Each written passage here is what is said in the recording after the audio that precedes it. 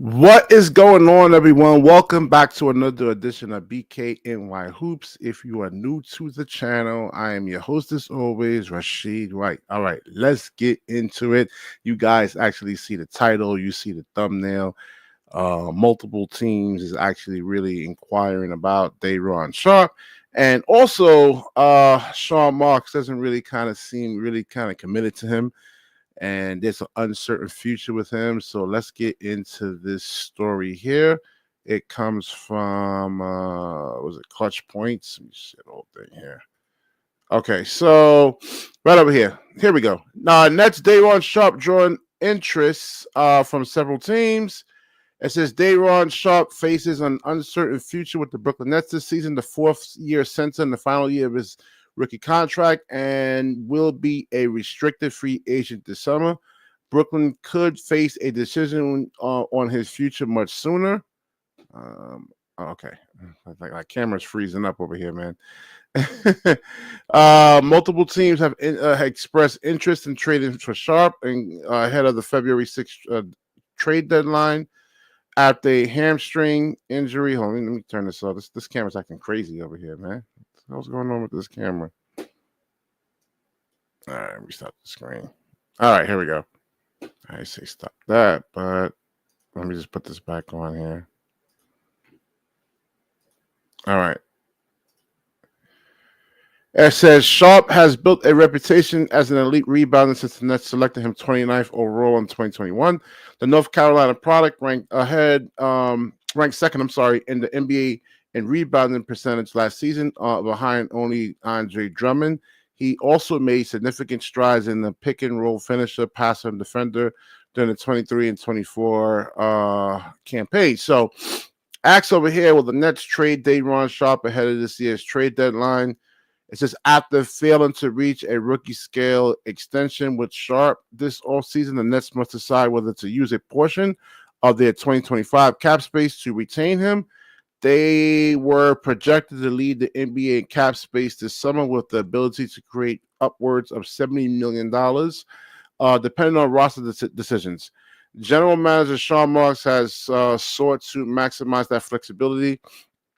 And year one of a rebuild, Brooklyn will aim to avoid taking back long-term salary in trades, league sources told Clutch Points.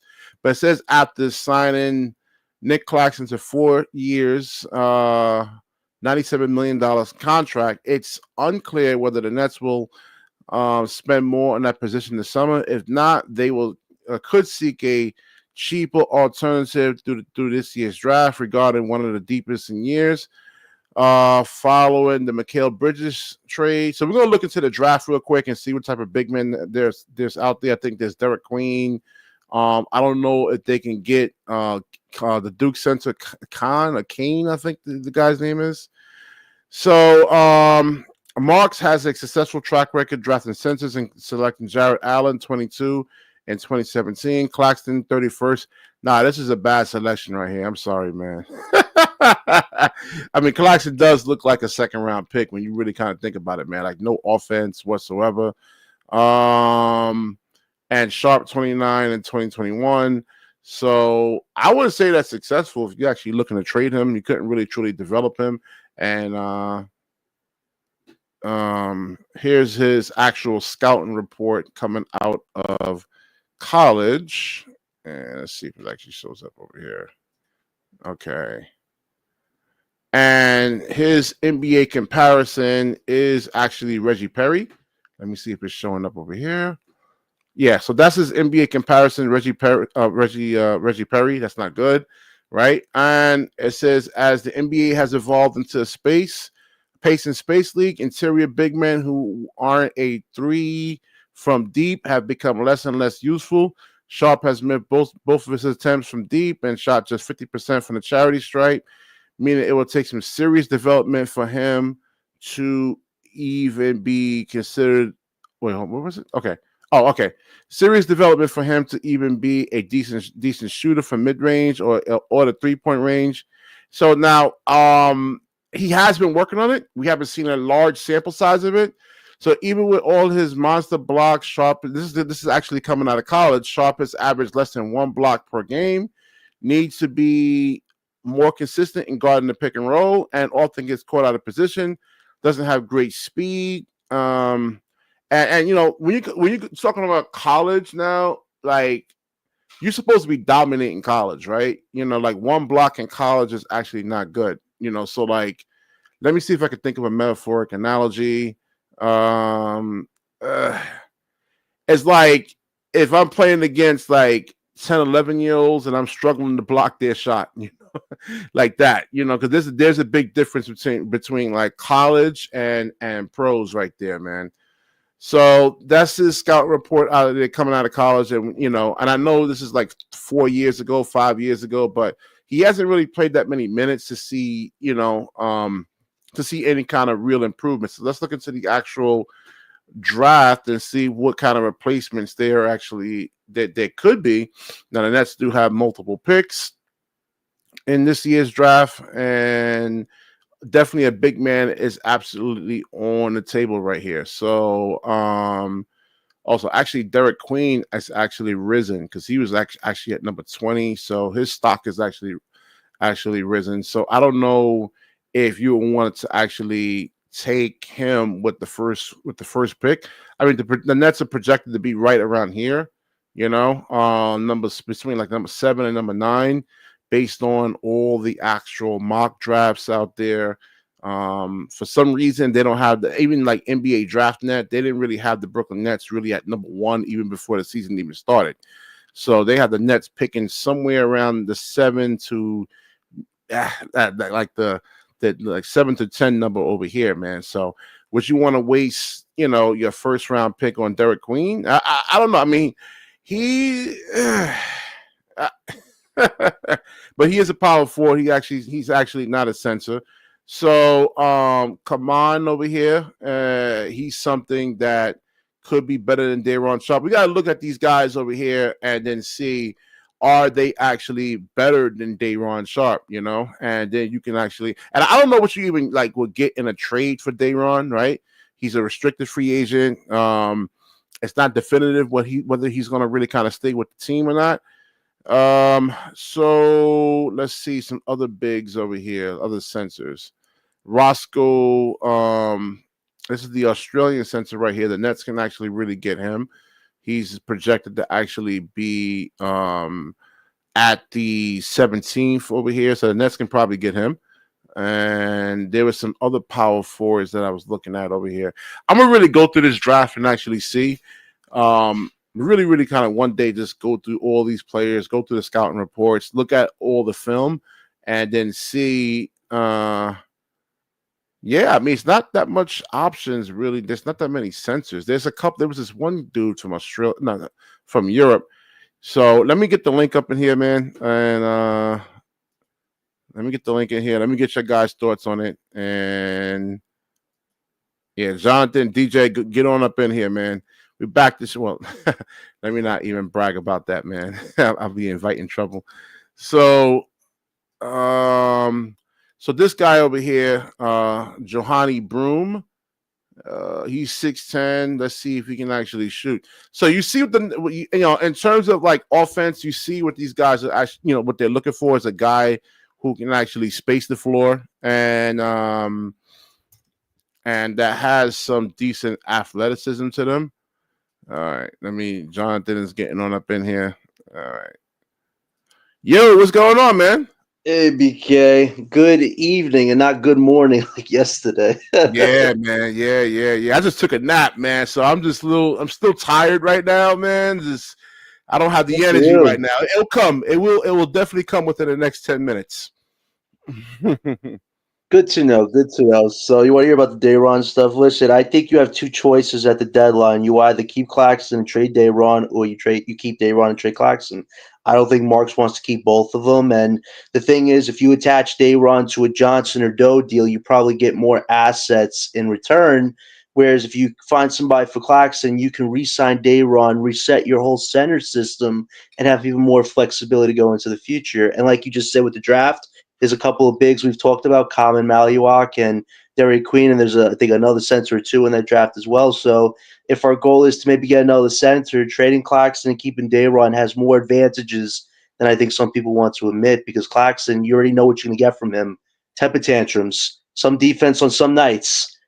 Like you're not going to get an offensive Claxton good performance on most nights. Rarely you'll see that. So I think you try to find somebody to take him on now while his value's still decent. But if we keep Claxton, I just feel like he's doing more damage to his value and to our system. I mean, BK, he's got the most ejections in the league. He's got more ejections than Draymond Green this season. How is that possible? Like, I'm asking you, how is that possible?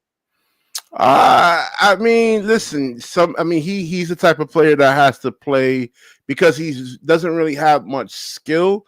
I mean, he has to play with a motive. I mean, but with emotion. I'm sorry, and that's his way of surviving. Really, in the NBA, man, it's like Matthew Dellavedova, man. He has to be chippy and emotional, play hard. I mean, guys like that have to be like that, man.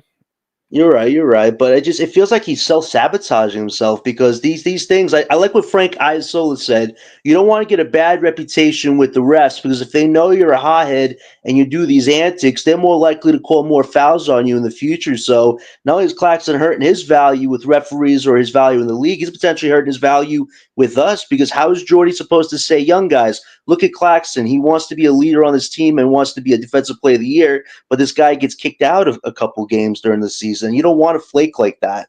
And maybe it might be in our best interest to trade him at the deadline if a team like Memphis are available and wanting him. Let's see what did he actually do tonight over here, man. Let's see, because he was getting blocked all day, man. I mean, he had 10 points. He had 10 points tonight. Walker, was like really like, man, he was a force tonight, man. I mean, I know he was in foul trouble, but like he was a force tonight. So let's look at Claxton here.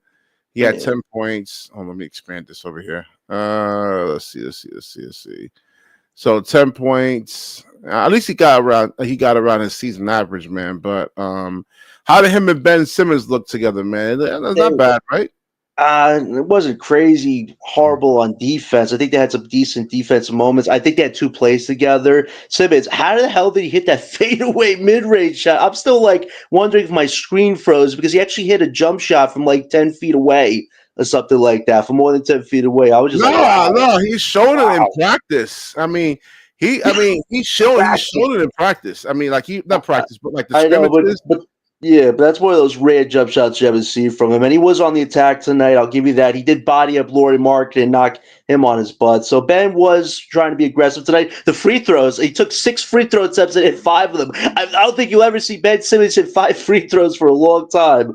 So enjoy this one, you Ben Simmons fans out there. I mean, you see him practicing and working on it. It's not like he's not working on it. So it's not surprising to me, as long as he's practicing and like, he's getting like an hour every before the game starts. He's working on his free throws but 10 assists. He was still negative 13, man, on the floor, and the whole team pretty much was like a net negative, man. It's not just him. Keon Johnson, 3 out of 14, not overly efficient. And this is what I'm saying about Keon.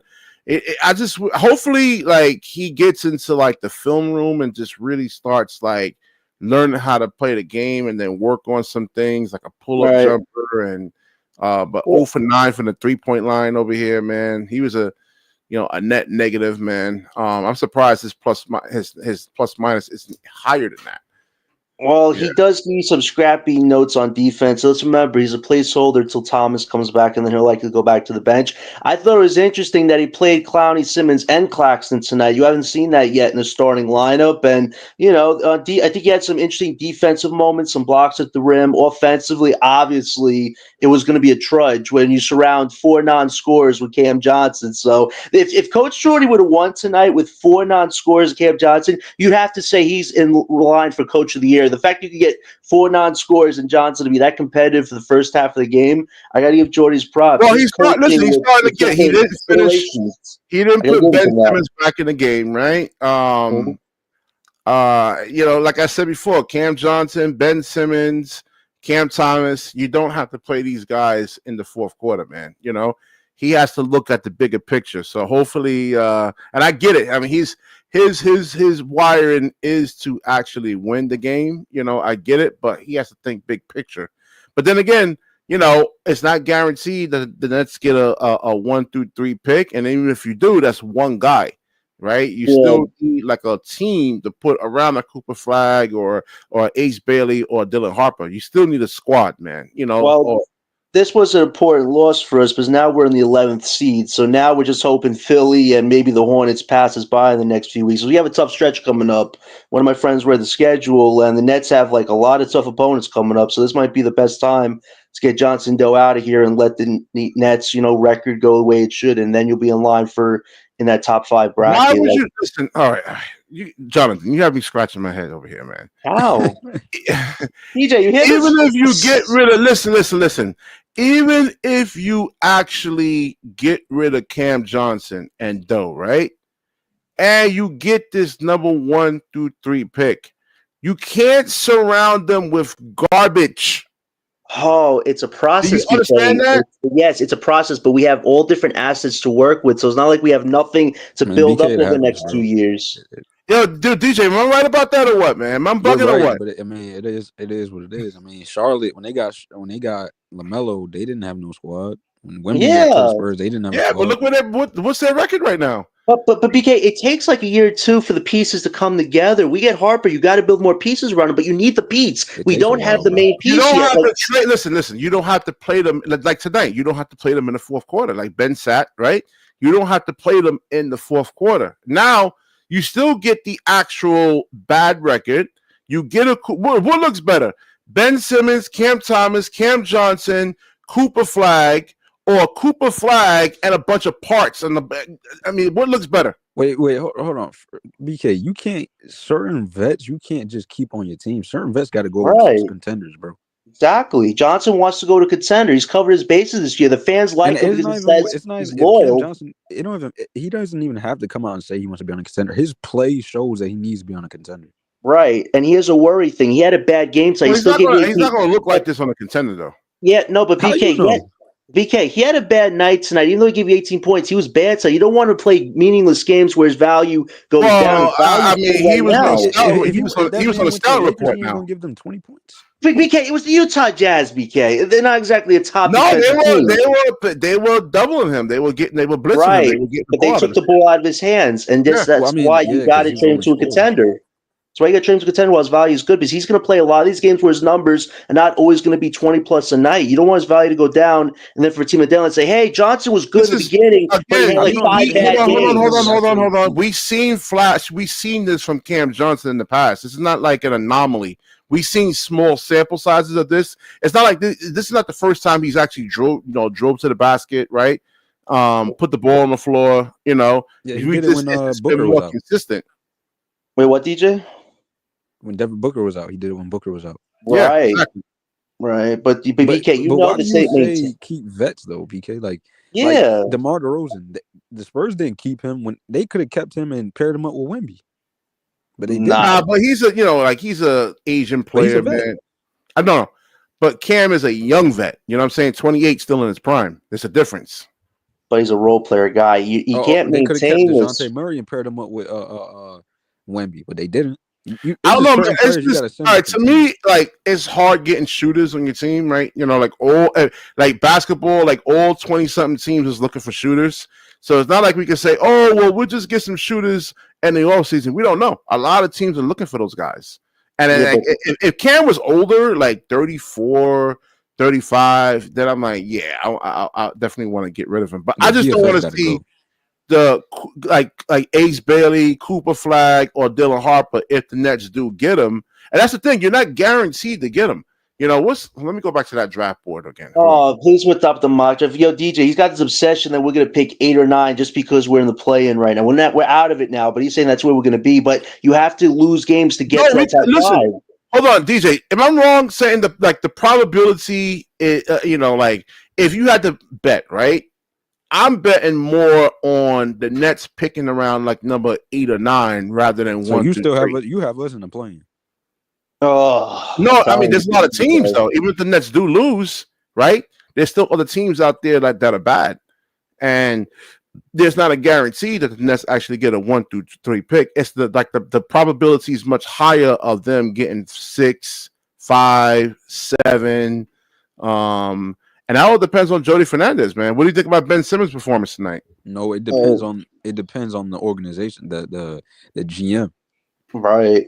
Yeah. It don't matter what Jordy is out there, scheming and doing. I mean, if Sean Marks trades DFS and Cam Johnson, then we definitely not making a play, and we're not gonna be one of these teams that pick at the 8 spot. We're gonna be probably the top 3. Exactly. See, DJ gets it. See, DJ gets it because at the end of the day, we have our own pick. If Sean Marks would have botched this up, he'd go down as one of the worst mans in history. Cam Johnson is gone. Oh man, yeah. BK, do you think that? Please don't tell me you think that, because this iteration is not way, bro. We're not making. Wait, what were you saying, DJ? I'm sorry. If Cam Johnson and DFS is traded, you think we're making a plan? No. What I'm saying is that you can sit those guys down in the fourth quarter, though. Yeah, but Jordy's not going to do it. I mean, that's just wasting. That's just. Yeah, but who are you gonna get though?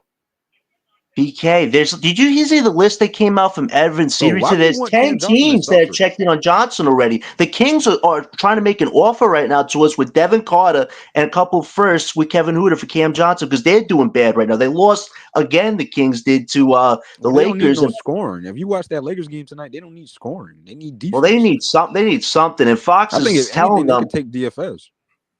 Yeah, DFS too. Like either one of them, I'm fine with giving them to the Kings. The Kings got to give us a first round pick. They're in no man's land, and we have some negotiating power here. So give us a pick for them. I'm not sending them nothing. They trash. That's a trash organization, bro. Fox wants to go to Houston potentially. I keep hearing the Spurs. Yo, BK, I hate the Kings, bro. I seriously do. Man, they're a terrible organization. Man, DeMar DeRozan threw 12 tonight. That was just yikes. DeMar DeRozan need to retire. That's another dude that needs to retire. Hang it up. DJ, they could have got Pascal Siakam, but because they want to give up Keegan Murray, the guy who was picked 4th in the draft. There's a botch right now. They didn't want to give him away. They decided to go for DeMar. Like, what were the Kings thinking? They had a chance to actually legitimize themselves, and they went backwards with DeMar. Like, that's falling into a trap right there. So the thing is with these draft picks, now there are guys, I don't know. I mean, are there any potential Cam Johnson replacements in this draft? Why a Johnson replacement? It's not getting a Johnson replacement. It's getting a franchise prospect. Yeah.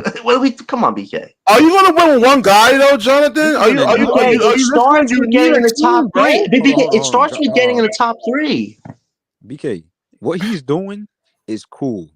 What Cam Johnson is doing is good, but it's an anomaly, bro. He's not going to be doing this every single year of his career for the next right.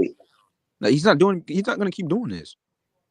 Yeah, and if you go to the Kings, his usage rate is going to go down because he's mostly going to be shooting threes. He's not going to be going to a mid-range game with like a whole bunch of depth on OKC. Yeah, for instance. And Giovanni. This is what This is what I was saying to DJ. He's not going to be getting the same usage if he actually goes to. He's not going to be He's not going to be on the bench. He's going to be a starter for sure, wherever he goes. Yeah, but it could vary with Johnson. You can start him or bench him. His usage is not going to be high, but he's still going to give you 20 points a game, though. It says 18. That's to be likely 5 through 9 in the draft, and this is what I'm actually saying. This is really more. This is being realistic over here, man. This is where I'm saying is like what? Sorry. So the Detroit Pistons. I think the Hornets is going to jump up. I definitely do because they just been dealing with injuries. But I think once everybody gets healthy, they're gonna jump up. Please. And the Pelicans don't deserve a lottery pick. They were supposed to be a contending team this year. I'm just talking about in the East. I don't care about the West. Yeah. Like the Pelicans shouldn't get a top pick. Yeah, you had Murray.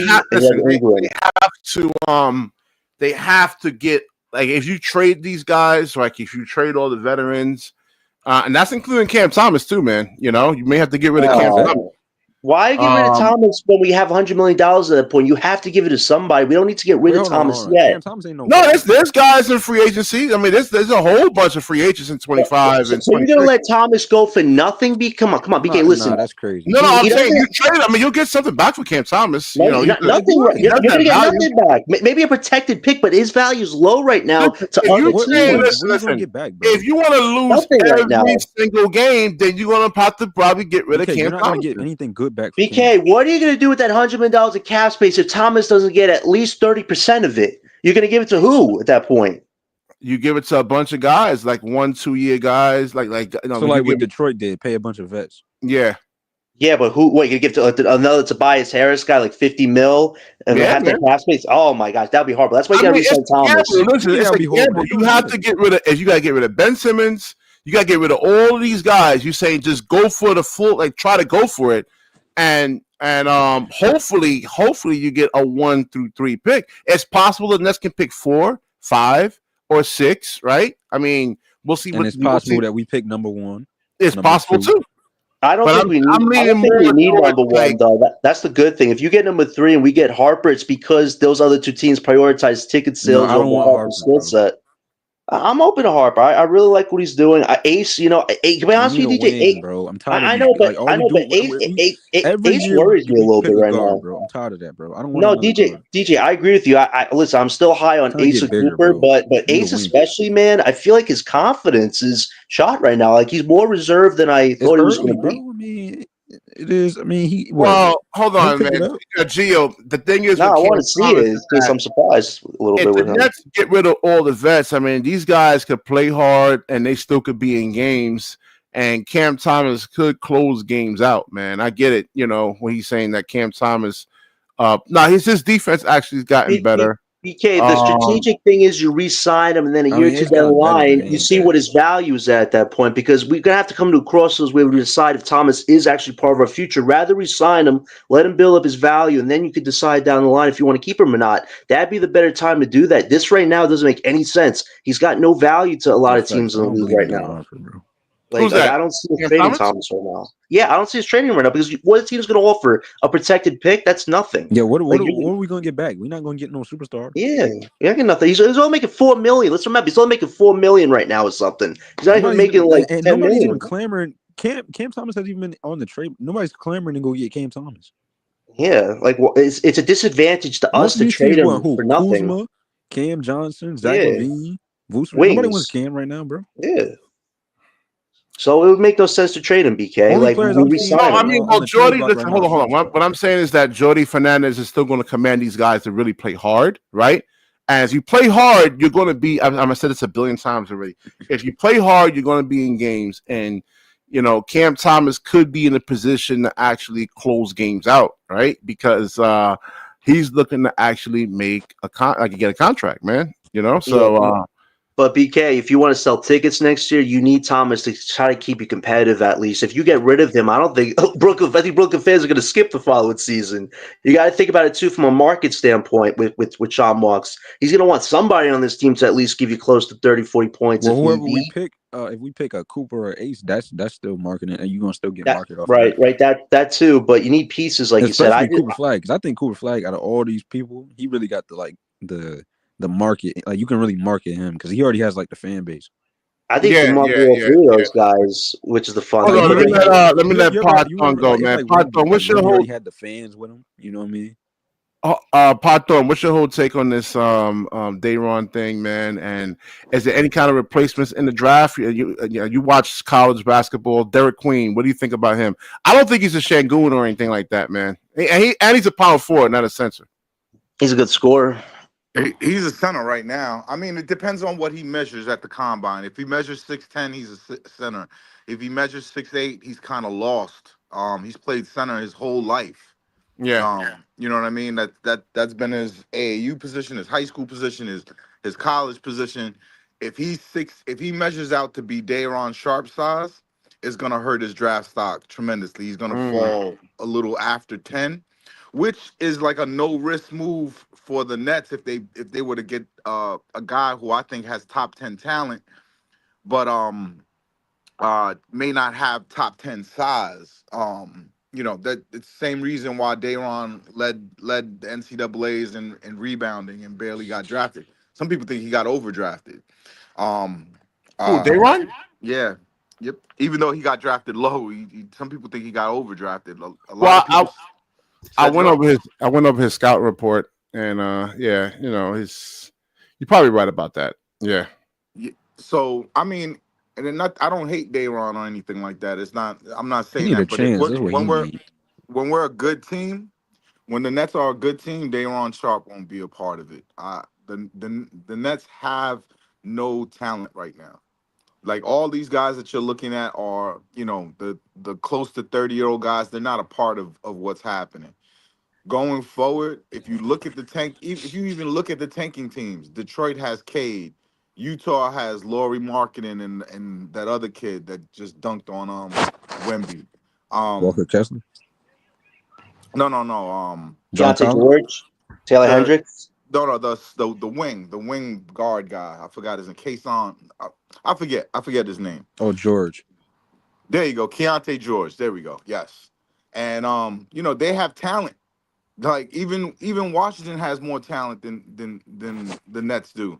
The Nets, in terms of building blocks, all we have is Cam Thomas, and even Cam Thomas has questions. So they're doing what they have to do, and a guy like you might take a flyer on a guy like Queen because he's so talented. He does everything. And even in the college game, you can't do what Jokic does in the NBAs. But in college, in the NBA, where it's the floor is spaced and it's not this bunched up kind of like 20-year-olds versus 18-year-olds type of basketball you watch in college. It's the NBAs is like that's where it lets you see your skill. And the kid Hold on one second. Hold on, Podthorn. kid- Gio actually gets it. So read Gio's comment. This is exactly what I'm trying to say. He said these guys think they guarantee the top 3 pick. LOL. Who said No, we we- guarantee? Lottery we balls are know that. even the words that this is what I'm trying to say. You're not guaranteed. If it was Hey, Gio, guaranteed, nobody ever said you're we guaranteeing a top mistaken. pick. You all right. So Nobody's guaranteeing a top pick. Nobody said the that. weighting is like this, right? no, Jonathan, If you have like, the You gotta be able to Jonathan, play like, in the that. worst to have a record. shot. If you have the worst record, there is no shot. You can't go outside Right, of 5. right. It's also statistically, it's almost statistically impossible to draft outside of 3 if you have the worst record. If you It have just gives you the best odds. That's all it is. exactly. Like you don't want all this misery not to have a price. You want to Right. go through a horrible season like this and not get a top 5 pick?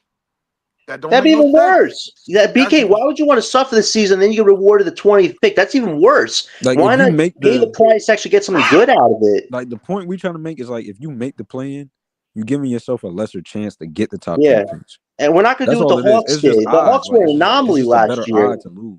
Like DJ, If we're not you going to do what the lose, that Hawks gives you a better did odds and to get get a the first top round pick. You And play and hurt your chances even more. No, Like I've that- seen that- hold even in on. the past though. BK, I've seen what y'all- teams that the problem I've is, bro- seen teams that you would think would get the number 1 pick because they was just so bad, yeah, and they got a number 4 pick or number 5 pick. I'm but a just going number by 4 my pick- personal a experience number though. 4 pick is okay in this draft. A number 11 pick for the Nets is a disaster. Yeah, atrocity. That's an Well, atrocity. you That's something can about get- bad. yeah, You can be hold on. You can do You- you can be doing all this like meaningless winning, right? Mm-hmm. And that just puts you out of position to be top 5. Exactly. You want to be top 5, especially in this draft. If you're outside of top 5 in this draft, All right, so all right. Here's my thing though, Podthorn. You get rid of all these guys, right? And you get the top 1 through 3 pick. That's one player. That's just one guy.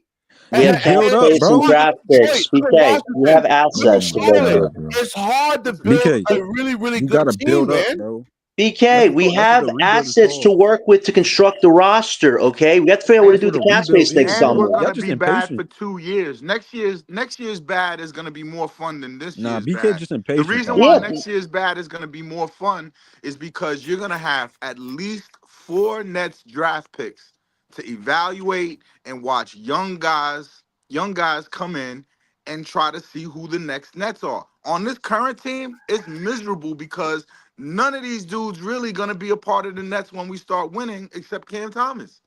Everybody else is gonna be out of here. So Also, it's not fun to watch these guys. You know what I'm saying? But next year, when you have your top pick and you have 3 or 4 people, that's gonna be fun to Jalen watch. Wilson gotta go. Pod, I think they're going to pad those late 3 first rounders to try to move up in the draft. I think they're trying to get 2 at least. I don't think they're trying to get 4. I think It's never they're been trying to done get before, 2. so I don't believe in that because it's never been done before. There's never Right, been but Pod, imagine if they could pair Derek move up. Whitehead with 3 first-round picks to entice a team that has a selection to move up. It's possible if Marks wants to get creative, Who's and I taking think that's that? what he should try to do. a team that might not want the draft pick they get. Like there's ways to move around I this wouldn't draft. do that deal. That's terrible. Yeah, I just don't have an example of that happening in Yeah, I the don't see that NBA. happening. Well, if For Sean Marks wants to 75 actually years of prove he's a drafting. competent GM, No, he can pull trust something me, off like that. Jonathan, trust me. Nobody wants Derek Whitehead. No, I understand, but we have to find a way to entice somebody if his We goal is to should move keep up. Whitehead because he has no value and he's playing pretty well in the G League. I just let it ride out. Like he might be okay. Yeah, well, that's the G League. Everybody You plays own good in him. the You G give League. him a year to get better. Hey, You know what I Gary, mean? It doesn't hurt. he said he What up, wants to Jonathan? stay in the G League. He told the NBA Well, media yeah, 'cause today, he I knows actually he's want to trash. stay. Well, I'm glad he Yeah, wants to 'cause stay, but he you got to get hasn't better played. then. You got to get Hold better on. then. John, Of course, he wants to if stay you in the get a G chance, League. I know Everybody balls in the G League. There's no defense. I get it, but he's hitting shots though. Like in the summer league and last year, he was missing open shots. If you leave him Bro, that's open the G now, League, bro. I don't take what the G. I don't go off of G League. I'm not Yeah, saying there's a he's gonna- difference with the G League and the NBA, The NBA. Gary. Yeah, All right. big difference. Yo, Huge yo, difference. BK, you running Huge the difference, shop. bro. BK, did I I'm say gonna there go. was no? I'm gonna go BK, hang out did I for say the there rest was no of the night difference with between wifey. the I'll G talk League to you and the guys NBA? later. Why are you All right. snapping at me, Gary? No, I mean, Oh, no, damn, no, Gary, no, you no, can't go that again, Here we go guys. again. Have a good one, Pod. It's about. I said he's scorching in the G League. You said the G League and the NBA is different. Were you under the impression that I thought the G League and the NBA were the same thing? DJ, well, why are you snapping at me? DJ is saying the same thing I'm saying. Why are you not snapping at DJ? I'm asking you a question. Were you under the Why you impression throwing that me in there? Yeah. He's asking you. Yeah. Yes, I thought you were. I thought you were. I was not. I was not. I knew that the Long Island Nets and the Brooklyn Nets You They got BK beef, trying to throw me in the DJ. fire? and the Texas We Legends. got were beef, different teams. DJ. How you doing, Yo, BK? BK, why you trying to throw me in the fire, bro? Yeah. But you were saying the same thing I was saying, though. I was agreeing with you. He asked you though. That's We the all thing. know the NBA and the G League are two different things. He's still hitting open shots, which he wasn't doing. No, in the that's summer cool, league. Gary. But hey, my take on it is keep him in the G League, bro. Keep him far I'm away, bro. agreeing with you. My point is he looks like Just he's keep him- getting better. That's it. Don't No, trade he him looks now like because he's he getting has no cool. value. I wouldn't call him back up. That's just me personally. Listen, Gary, if it was up to me, I'd call one or two of them up, but unfortunately, we don't have space for them right now because Johnson. I Gary, never suggested bringing him up. All I did was say I wouldn't trade him. That's all. That's No, all but but Gary, Well, he has I'd be no open, value, so Gary, I'd be open to That's bringing my one. point. Gary, I'd be open to bring one of the two guys up, but unfortunately, Doe and Johnson are currently occupying roster space, so If you it's up have to to- Marks to decide when this is going to happen because Well, we're in a He's situation. God, man. I had to ask Pot. he said he had to drop off. Oh, okay. All right. He says, all right, so Jonathan, you kill me with these fantasy takes, bro. That's not what was the fantasy take? Pairing Whitehead and 3 picks to move up. I mean, who are you going to pair though with those picks? Bro. You probably Nobody's falling for that, bro. Nobody's gonna take that deal. Well, you might. Yo, hold on. Yo, Jonathan, you know what I realized? You be trying to finesse these other teams, bro. And that's, I'm trying to do. I'm actually. You know what it is? I'm trying to do Sean Marks' job for it, DJ. I'm trying to do Sean Marks' job for him. I'm giving him pointers, but you don't want to take them. John trying to finesse teams out here, bro. He thinks teams are that stupid. No, but listen, you might have to pair somebody with those picks. I'm just saying, if you were hypothetically trying to move up in the draft, you'd have to pair maybe a player, not just pennies picks. and trying to get gold. That's what you're trying to do. Hey, there might be a player prospect or two that a team might not be happy with. It depends, if they don't get a Trey Johnson or Boogie Flan and they're stuck with a player that nobody really cares about, maybe the Nets want to get that player. Who knows? Like, it could happen like that. Like, Mark should try to do something unexpected on draft night. I don't see him drafting 4 prospects. He won't. He never does anything on draft night. I don't see him drafting 4. I see him drafting 2 at most. I don't think he's trying to get 4 prospects. He didn't even do nothing on draft night. What was it? Last season? He didn't do nothing. We didn't have a pick last season, but he didn't want to trade any prospects. Maybe, but he didn't want to. Oh man. Yeah, so I mean, I'm glad Gio's kind of like thinking like how I'm kind of thinking, man. Like this, I guess, like I said, I'm just going by my personal experience when it comes to the draft. I've seen teams that I thought would definitely get the number 1 pick, and they didn't get it. They got like a number 5. And Gio's definitely right when it comes to like the lottery odds over here. And where was it? He was just okay. How is he right, bro? The odds of you if you losing, the odds of you getting a top pick, it's better. Yeah, especially if you're out of the play. And BK, all we have to do is get the 11th or 12th seed, and our odds of getting the top 3 are good. We don't have to get 13, 14. If you get the 11 or 12, you have a better chance. No, even if the odds are there, it's still not. That's my worry. Is that you go for this, you pull everything down, you don't get a number 1 through 3 pick, you get like a number 5 or a 6. I mean, we're in trouble, man. I mean, I just don't see how the Nets. How are we in trouble when we have unlimited draft capital and cap space at our disposal? Listen, the only Jonathan, come on, bro. No, listen, guys. Here, let's say hold on, Jonathan. Can I ask you a question? You think if you're a superstar, you gonna come to the Nets with nobody on it? Thank you. No, you got. But wait. You got to build. DJ, y'all be acting like these players are stupid. DJ, thank you. This is what BK don't get. If we somehow fail on both drafts, I think he's alluded to. If we fail on both these drafts, which BK's trying to allude to, you still have options of how to put this team together. It's just you want to do it through the. Hold on, DJ. All right. Let Jonathan eloquently explain how you can actually. If the Nets do fail, there's no eloquent. Oh my god! No, it's the bad option. DJ. It's the bad option because if you don't hit on these drafts, like you, I, and Gary want this team to do, if we don't, BK, we're back to signing aging stars and selling tickets. So it's either you hit one of these drafts and change it. You have to hit on these drafts, BK. There is no getting 10th or 11th. It's getting top 3. That's the goal. And if we miss out on it, Sean Marks held only himself to blame for that. Control over that, man. That's what I'm trying to say, though, Jonathan. Yes, he does. He does have control by getting us in the bottom 5. You have to be in the bottom to have a chance at a top 3. You still can strike out. Okay, so you think we're going to be struck out? You think the Wizards, Utah, Portland, they're going to get the best prospects? We're going to get screwed. Hold on, let me go on a Tankathon 2025. Oh, not the Tankathon. DJ, he's going with the Tankathon again. Here we go. Yeah, it's everybody is right, bro. We all right. Like we could strike out, we could not. Like that's what I'm saying. We could get it. I'm not saying that we can't. I'm just saying it could. But Jonathan, the likelihood is you have to prepare that more than likely that you're not going to actually get. It's not going to be a number 1 pick rather than get it. I'm not saying Jonathan is wrong, right? All I'm saying is that the percentages are higher. Because there's so many teams looking for that 1 through 3 pick that we be prepared to actually get a 5 through 6 or 7. That's what I'm trying to say. That's what I'm saying. I understand there is an outside chance that the Nets don't get top 5, right? But here's the thing: as long as you're out of the play-in, that's what Sean Moss can control. That you're in that bracket running to get top 3 potentially. That's the first goal of this whole thing. He trades what CJ and DFS. Yeah, that's all you got to do. And maybe Bogdanovich, if you could drop him off somewhere, and Claxton. Like if you do that, I'll be honest with you. Trade. Why you keep bringing that up? We're not going to be able to trade Claxton, bro. No, I'll be honest with you though. If you really want to take the 2020 deadline, no, DJ. If you really want to take for 2026, get rid of Claxton, who's like your defensive anchor. Really sets you up nicely for the 2026 draft. Jonathan, that's what I'm asking you. When do you want to do this? What, the trade deadline? I don't think we can't move that many players on trade deadline. Well, if not the deadline, maybe the offseason. It just feels like Claxton don't want to be. His tantrums are just becoming a problem. Like I said, they would have become a problem. Value? He hasn't showcased any value. If you pair him with an actual center that can score, I mean, you could pair him with a center that could score, maybe like Lakers, Memphis, something like that. Once again, you can't play him in the playoffs, man. What value does he have? Hold on, BK. Jonathan, once again, I think Jonathan has a point. Look, I don't think. But what value has he showcased? Hey, let Gary make his point. Let me answer the question. Let me answer the question.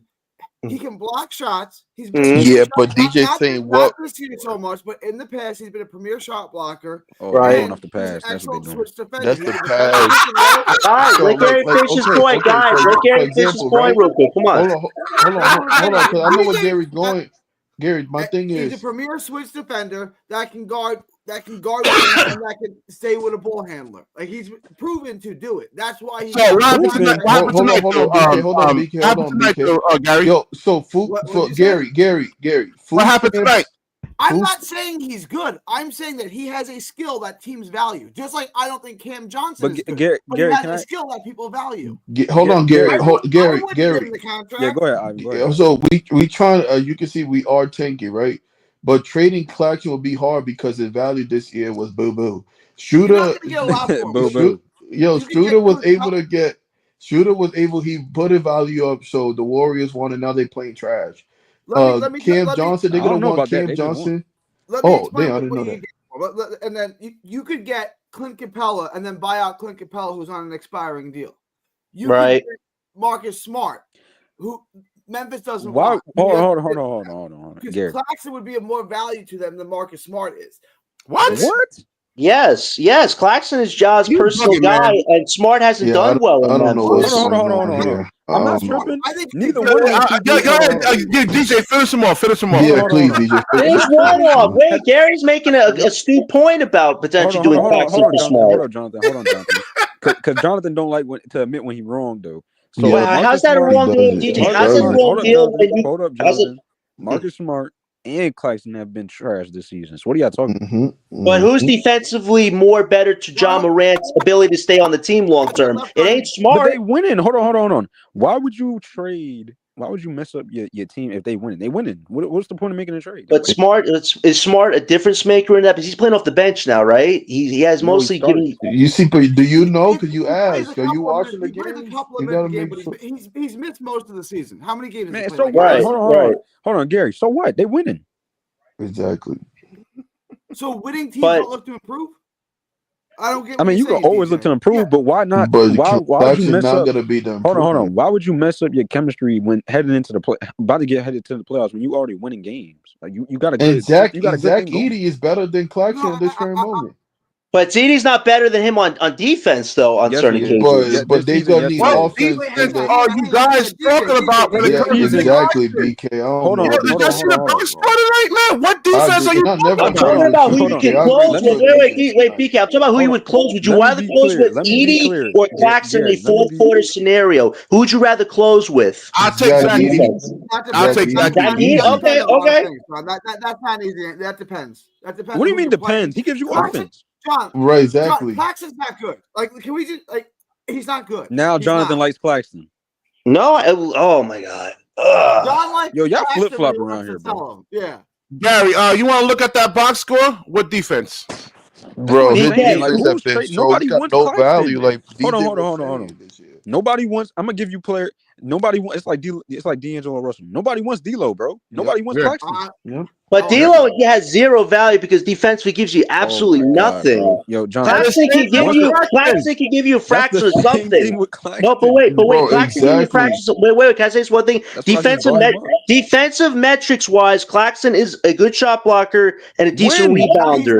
But John, you were just complaining about Claxton's performance on a different team. On a different team, those metrics help a team like the Lakers who need a defensive center next to Davis. Jonathan, if a player is having a bad season, right? They having a bad season all season. I'm not talking about no halfway. Pretty much almost halfway through the season, he's been having a bad season. Last season, he had a bad season. The whole season just been bad, bro. He's been terrible. Exactly. What's going to change for him, bro? Now Memphis. Going back into his original position, if he's with the John Morant or LeBron James, he doesn't have to do anything. But I'm saying, hold on. You have to show. Hold on. To get him on that team, you're gonna have to showcase whatever it is that he has, bro. He's not showcasing nothing. So listen, I'll give you this. I'll give you this point though. His erratic behavior is what's holding him back right now because now teams are like, what are you talking about tonight, bro? Ivan, I'm talking about him wanting to throw a cushion at a referee's head. John, he's not John Morant and answer the question, bro. You love to deflect, bro. Wait, what do you want me to answer? What do you want me to answer about with Claxton? Memphis, he's not gonna. They got Zach Edey and they got Jackson there. Hold on. The Claxton's not gonna fit in. If a player, what do you mean he's not gonna fit in? John Morant's his personal confidant. You don't think he's gonna fit in seamlessly? They have a chemistry. They play in college together. Hold on. What's friendship gonna be?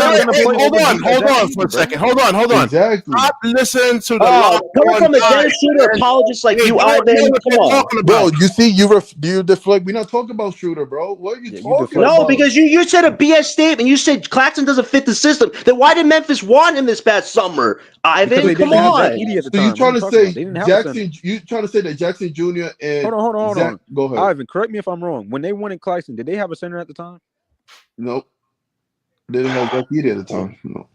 But at the end of the day, who would you rather close with, though? Zach Edey. That doesn't make exactly. What is John talking about, bro? I'm gonna make a point about. Put his value on. I'll get back to it. Go ahead. It was less than a year ago that Mark Cuban wanted to trade Lively for Claxton straight up, and Marks said no. I bet they regret it. You guys think he has no value because he doesn't, Gary. I bet he don't think about it. Let Gary say that again. How long ago was it? It less than a year ago. Last deadline, less than a year ago. Oh, And okay. I bet That's he's my not doing point. that That's now. my point. Exactly. That's what DJ's saying. The value. But you the guys value. don't understand how GMs don't look at the box score and say, "Oh, he had a bad game. I don't like him anymore." It's not bad game. It's the That's season. not how adults. Exactly. That's not how adults do So things. yo, Hold on, hold Gary. on. Oh, Hold on, Gary, hold on. I Gary, swear, it's man. not. It's Yeah, just yo, like what's come Ivan on, said. man. It's He not. Come never on. watched basketball in Hold his on, life. hold on, I hold on. swear. Gary, y'all sipping bad Kool-Aid right hold now. on, hold on, hold on. You Hold on, just hold said on. lively. Ivan. Yo, Look, Oh, right. Ivan, you Me just and said Ivan is Claxton saying like wouldn't it's fit not with John Gary. Morant. Hold on, With John. what Hold on, proof? hold on, hold on, hold on, hold on. John, John Moran does not give like Gary, you dimes saying like one that, bad bro. game? It's Stop. not one bad John game. Morant doesn't get dimes like that. Yo, You one kidding mic, me? one You mic, kidding me? Wait, so that easy Let me run. talk to John real quick. Whoa. Because Ivan just lied on his ass right now. No, hold What do you mean? What do you mean? guys. Let the Hold on. host So talk. yo, Jonathan, hold you can go. on, BK. Let me answer John this. So John Moran, half court set. He gonna give it a Claxton. What Claxton gonna do with the ball? Dunk Answer that, it! John. Because he's going to He's throw it going to to him. dunk it with no offensive What? move, stupid. He gonna Oh dunk my it with God. no Ivan, seconds, what is bro. John Moran So going to why do he in not setting dunking up it things for now? Why lobs? he What are not you dunking talking it now? about? So Yo, y'all what would is hold John on.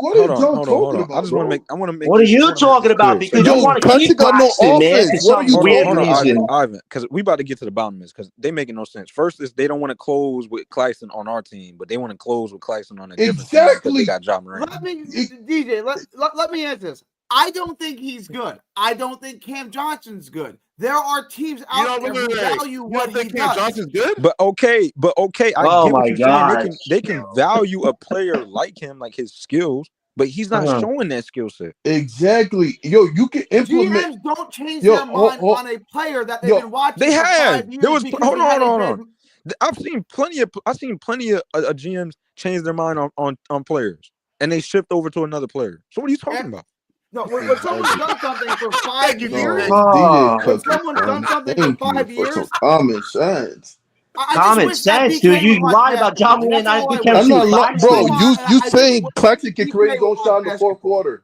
So why you not I doing didn't it in say both that. I of them? said defense. You said he can play in the fourth Don't put quarter. words in my You mouth, said he can Ivan. play in I the said fourth quarter. defensively, I want Claxton to close because Edie's not a Bro, lateral in defender. the fourth quarter, Edie's not a John, in the lateral fourth defender. What are you quarter, talking John, about? you just said the fourth quarter. Am I the only one you're misquoting, On John? defense. In the fourth quarter, John, In on the fourth defense, quarter, he's unplayable, John. hang on. Gee, this is Hang on, crazy. guys, bro. hang on. Has Go ahead, Nick Gary. Claxton closed out games in the playoffs? Has he played in the fourth quarter of playoff games? Yes or no? No. Just yes or no? No. Yes, he has. He did it 3 years in a row. So you don't know what you're talking about. Hold on, You because simply don't know what you're talking about. the thing Wait, we say, hold on, Gary, hold on. But that was hold on. No, But that was bad though. There's That no was terrible. context to it, there's though, no Gary. buts. There's no maybes. He did it 3 No, years in a row. Gary, hold on. let's add There's no context to debate. it, There's though. no discussion. I'm Add right. context. You're wrong. Gary, That's Gary, the end of the hold story. on. Gary, did they actually win the game? We lost because of that. Yeah, because they kept fouling him. He can't shoot free throws. 3 years. Gary, he can't shoot free throws. Gary, he was hold on. Are you Hold on. capping, bro? How many free throws he missed? He was unplayable in the Boston It's series. not an answer to the question. Did he close out the games? He did. But he shouldn't have. That's the But then he shouldn't have. The question is, do you rather Zach Edey or Clarkson, Gary? Oh my God, Nick bro. Claxton's good. Don't ask That wasn't me. the original question, we bro. talking. We're Y'all not said, would talking you about close? that. We talking to John. Hold on, Ivan. I got John him right here, said, bro. hold on. John said he can play in I the got him fourth right here, quarter bro. in Y'all Memphis said, over would Zach you rather Edey. close with Zach On Edey or Clarkson? defense, Ivan. Jeez. It doesn't matter. Defense or offense. Fourth quarter, Clarkson shouldn't be there. But where was that defense at in the Boston series? Like he's Patrick Ewing. He's not that good. He's Hold all on. right. He's Can I ask you? Yeah, but Gary, we talking about John Wait, with hold Zach. on, Ivan, hold on. Let DJ and Gary go at it for a second. Can I ask Gary a question? Yeah, Gary, in the Boston Celtics series, where was that defense at? Since y'all so claim that we can close games with him because of the defense.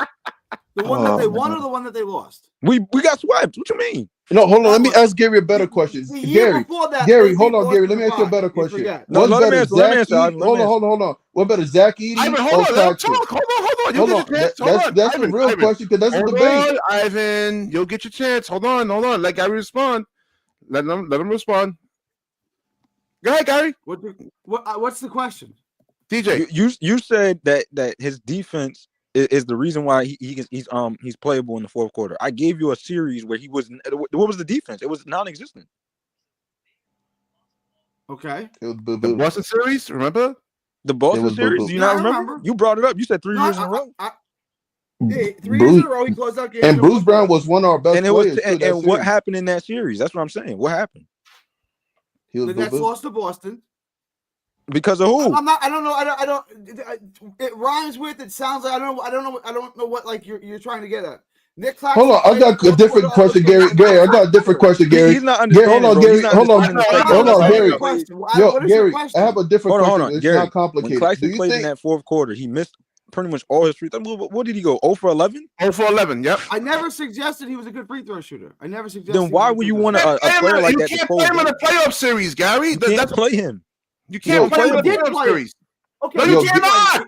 No, Gary. Yo, we're not Gary, saying this is- yo, Here's a hypothetical. Wait. Here's a hypothetical scenario. Say Hold you on, got to Jonathan. say. Hold on. Let him go. all of your Let him go, arguments, Jonathan. But I will destroy everyone's argument with facts. Gary, but it has Gary, to we be one at a understand you. time. Hold on. No, Gary, Gary, hold hold on, up, BK. Gary. Hold on. Gary, whoa. Don't go there, Gary. Don't do that. Don't do that, Gary. Don't go there. Don't go there. Gary, Don't go where? hold on. Don't Gary. go where? Don't go Gary, where? I have one you question made for a good Gary, point. man. You said Because Gary making good points, though. Gary, hold on, Gary. I have one question. but it was bad. But it was bad. But Gary, like you right, he Okay, played. Hold on, that didn't hold change on, the Gary. fact that he played in the fourth quarter of playoff games 3 years. Okay, in a I row. Cool, get it, you can Gary. play Hold somebody on. in the fourth quarter. That doesn't mean we lost. Like, what are you Yo, talking Gary, about? I have We a lost. question though, Gary. So Do you what's think? your point? Hold What's on, your point? Gary. What's This is my your point, Because Gary. he Hold on. sucks, bro. That's not my point. That's my One point. at a time. One at a time. Hold on, Gary agreed that he sucks. So hold on, I got one question for Gary. Gary, will you trade Claxton? Do you think Claxton will do good in the Memphis, bro? He could play a role there, maybe. I don't care if he does well or not Off with the bench. Yeah, probably. Over Zach, That's will you fine. take him Play him over off the Zach bench. Edey? Start him. It don't He's matter. not playing over Zach Edey, bro. I don't get. You guys make out like Zach Edey is like some stuff. He's okay. He's all right. Like Zach But Bro, we're you not really think saying he's that. playing We're over not Zach Edey? saying that. Yes, there are situations. Zach Edey spaces the floor for them. That's what they need. They're not going to play. They're not going to play Claxton over him. Zach Edey is slow though. No, he's not. Oh my god. He's not as quick as compared to Claxton. He is. Hold on. You guys Gary, make it can I sound ask you a like question? Claxton. This is crazy. Hold on. This is crazy. I got him right here. Nobody jump in for Gary, bro. I got it right here. You got Jaren Jackson Jr. We all know he's not a savant floor spacer. He needs a space and big man with him. Then you got John Morant. He's fast. He's quick in the half court. So you need a big man that can space the floor, bro. You don't need a guy clogging up the paint, sitting down low in the paint, bro. That can't do nothing on the paint. Play? How would he play over Zach Edey? Exactly. Let's just don't make. Okay, why does Edey play 18 minutes a game if he's as good as you're telling me he is? He got injured. Yep. You're telling me he plays 18 minutes a game. Hold on. That's not true. That's not true. He got injured, bro. Hold on. Now you capping because he was starting. Hold on. He was starting playing like 25, 28 minutes until he got injured. He got injured, bro. Mm-hmm. And Clarkson's gonna get Gary. Injuries do matter in basketball, bro. I will destroy your argument in a second. I'm still with DJ. So even if he plays 25 minutes a game, there's still 23 other minutes that another big is going to play. Bro, do you realize how deep that Memphis team is? Facts. I don't think it's as deep as you're making it out to be. What? Yo, but another thing too. Hold on. Yo, another thing. Yo, I want to say another thing. Yeah, is Claxton up there with Brandon Clark? That's the question you should ask, Gary. Is Claxton better than Brandon Clark? Hold on, John Morant. You know that John Morant. What bigs are you talking about? John Morant is a rim runner too, bro. Like Claxton was getting John Morant way. Like Claxton was getting John Morant. The reason why I say they have depth is not because I'm not saying at the center position they have depth. I'm saying overall their team has depth. So you have to find minutes for your key guys, bro. So you can't play Zach Edey 35 minutes a night, bro. That's why you would sub him out with Claxton. You could play Claxton off the bench if you don't want to start. But they're winning. What do they need Claxton for? For defense and closing quarters. Can I explain you a hypothetical? They don't need them. They got Jaren Jackson Jr. DJ, can I explain? DJ, can I explain? DJ, can I explain to you a hypothetical? Say he's on the Lakers. Wait, DJ, say it's the fourth quarter. DJ, say it's the fourth quarter. He's on the Lakers. You have Davis guarding the rim. Wait, DJ, hear me. DJ, you have Davis guarding the rim, right? In the closing fourth quarter, you free up Claxton to guard 1 through 4, depending on who has the ball in their hands. You can utilize Claxton on defense if Davis is guarding the rim. Hold on. Did you hear what I said? I'm being logical. Chill out, bro. You emotional, bro. You emotional. I was explaining it to you. I'm trying to explain it to you. Jonathan, DJ. I'm explaining it to you like this, bro. The way the Memphis Grizzlies system works, bro. You have Ja in the half court, bro. John Morant is gonna kill regardless. He needs spacing. Like he needs spacing to get down. Thank you. So you got Jaren Jackson Jr. He's gonna space the floor. He's a block shot. He's a Claxton but 1,000 times better, bro. Yes, you already that's have a what I'm Claxton over there, bro. Who's Bro, you talking about? You talking about Edie? No, Jackson Jr. Jr. He said Jackson Jr. Jr. is 500 times better than Nick Claxton. That's not even a But that's my conversation. point, Gary. he does Gary, everything listen that to Nick what Claxton does for I'm them. saying That's the And defense, scores. bro. yes, I'm saying the similarities. 10 times. It's not even close. He's an all-star caliber Gary, player. listen to what I'm saying, Claxton bro. sucks. Gary, listen. To That's what we saying, Gary. I'm saying, like Ja Morant's a rim runner. Claxton just gonna stand there looking stupid in the paint. What's John the Morant's a rim runner? No, you mean the big? exactly. You got so yeah. many guys. Hold on, and I can go to the bench. Jalen Wells. I think I'm saying his name right. Jalen Wells. Scottie Pippen Jr. You got the other boy that comes off the bench, that rookie. You got so many dudes that need the ball to go down in the paint. Claxton's gonna clog the paint. Yeah, he does. I mean, since it's like all you gotta do is drop back. Hang on. That's why Memphis was. That's why Memphis. Hold on, Gary, real quick. That's why Memphis was clamoring to go get a spacing center, bro. They was clamoring to go get a spacing center. Look now, they winning because they got a whole bunch of spacing centers out there. But let me ask you this: it's a high pick and roll league, right? That's what it is. The NBA is a high pick and roll league.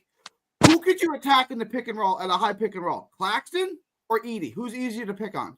But that's not their system, though. That's not their run. That's not what they run. Yeah. No, he's talking about on the defensive end, like attack.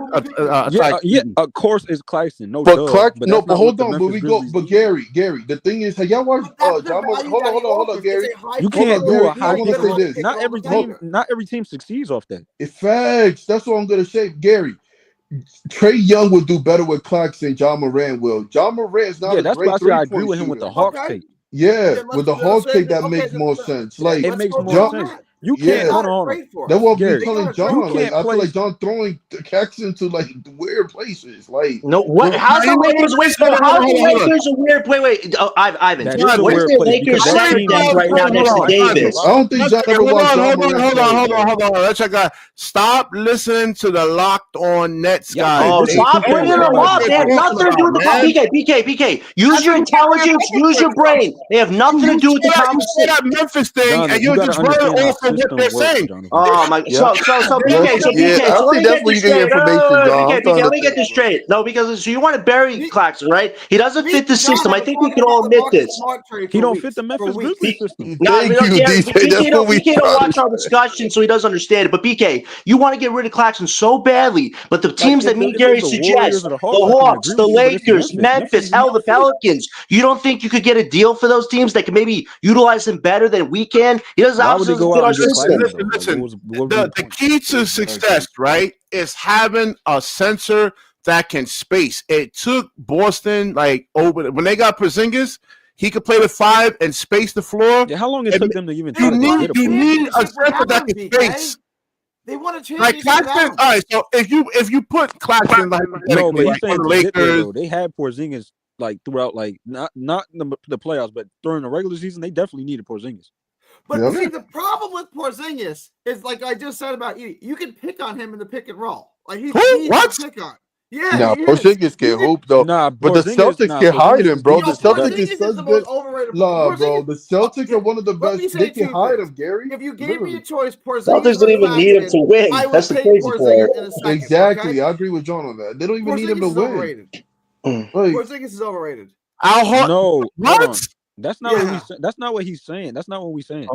During the regular season, you definitely needed Porzingis though. Sure. Oh no, you need. Yeah. Sure. Okay. When there's no intensity. Yeah, but I mean, we all know that he wasn't really there in majority of the playoffs. That's not his fault.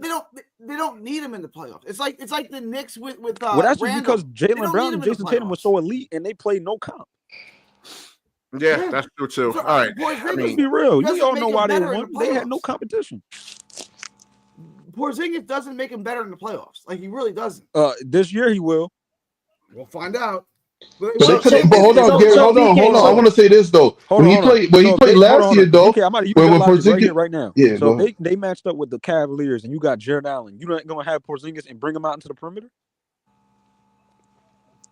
I mean, all right. Yo, Gary, you hate shooters, don't you? They're gonna destroy him in the pick and roll. Like they're gonna destroy him. You realize? Hold on, Gary. You do realize that Porzingis can get you 30, right? Oh my God! Yes, he can. He can. They don't need him to get third. This is the same thing. I know. What I'm saying is, you do realize that he can get why do you. y'all like one-dimensional centers, bro? That's my thing. Like, why do y'all like one-dimensional centers? Centers that do nothing. That's what I don't get. That's what I'm saying. I don't understand it. Gary don't like Claxton. Gary said Claxton. I've ever seen in my life. What if I defended Claxton? I said I don't want him. No, I'm not saying you, Gary. I'm just saying like Jonathan. Oh my God! I've been wanting Claxton traded for weeks. Jonathan, how can you can't play? It's not 2K. You can't just place anybody. DJ.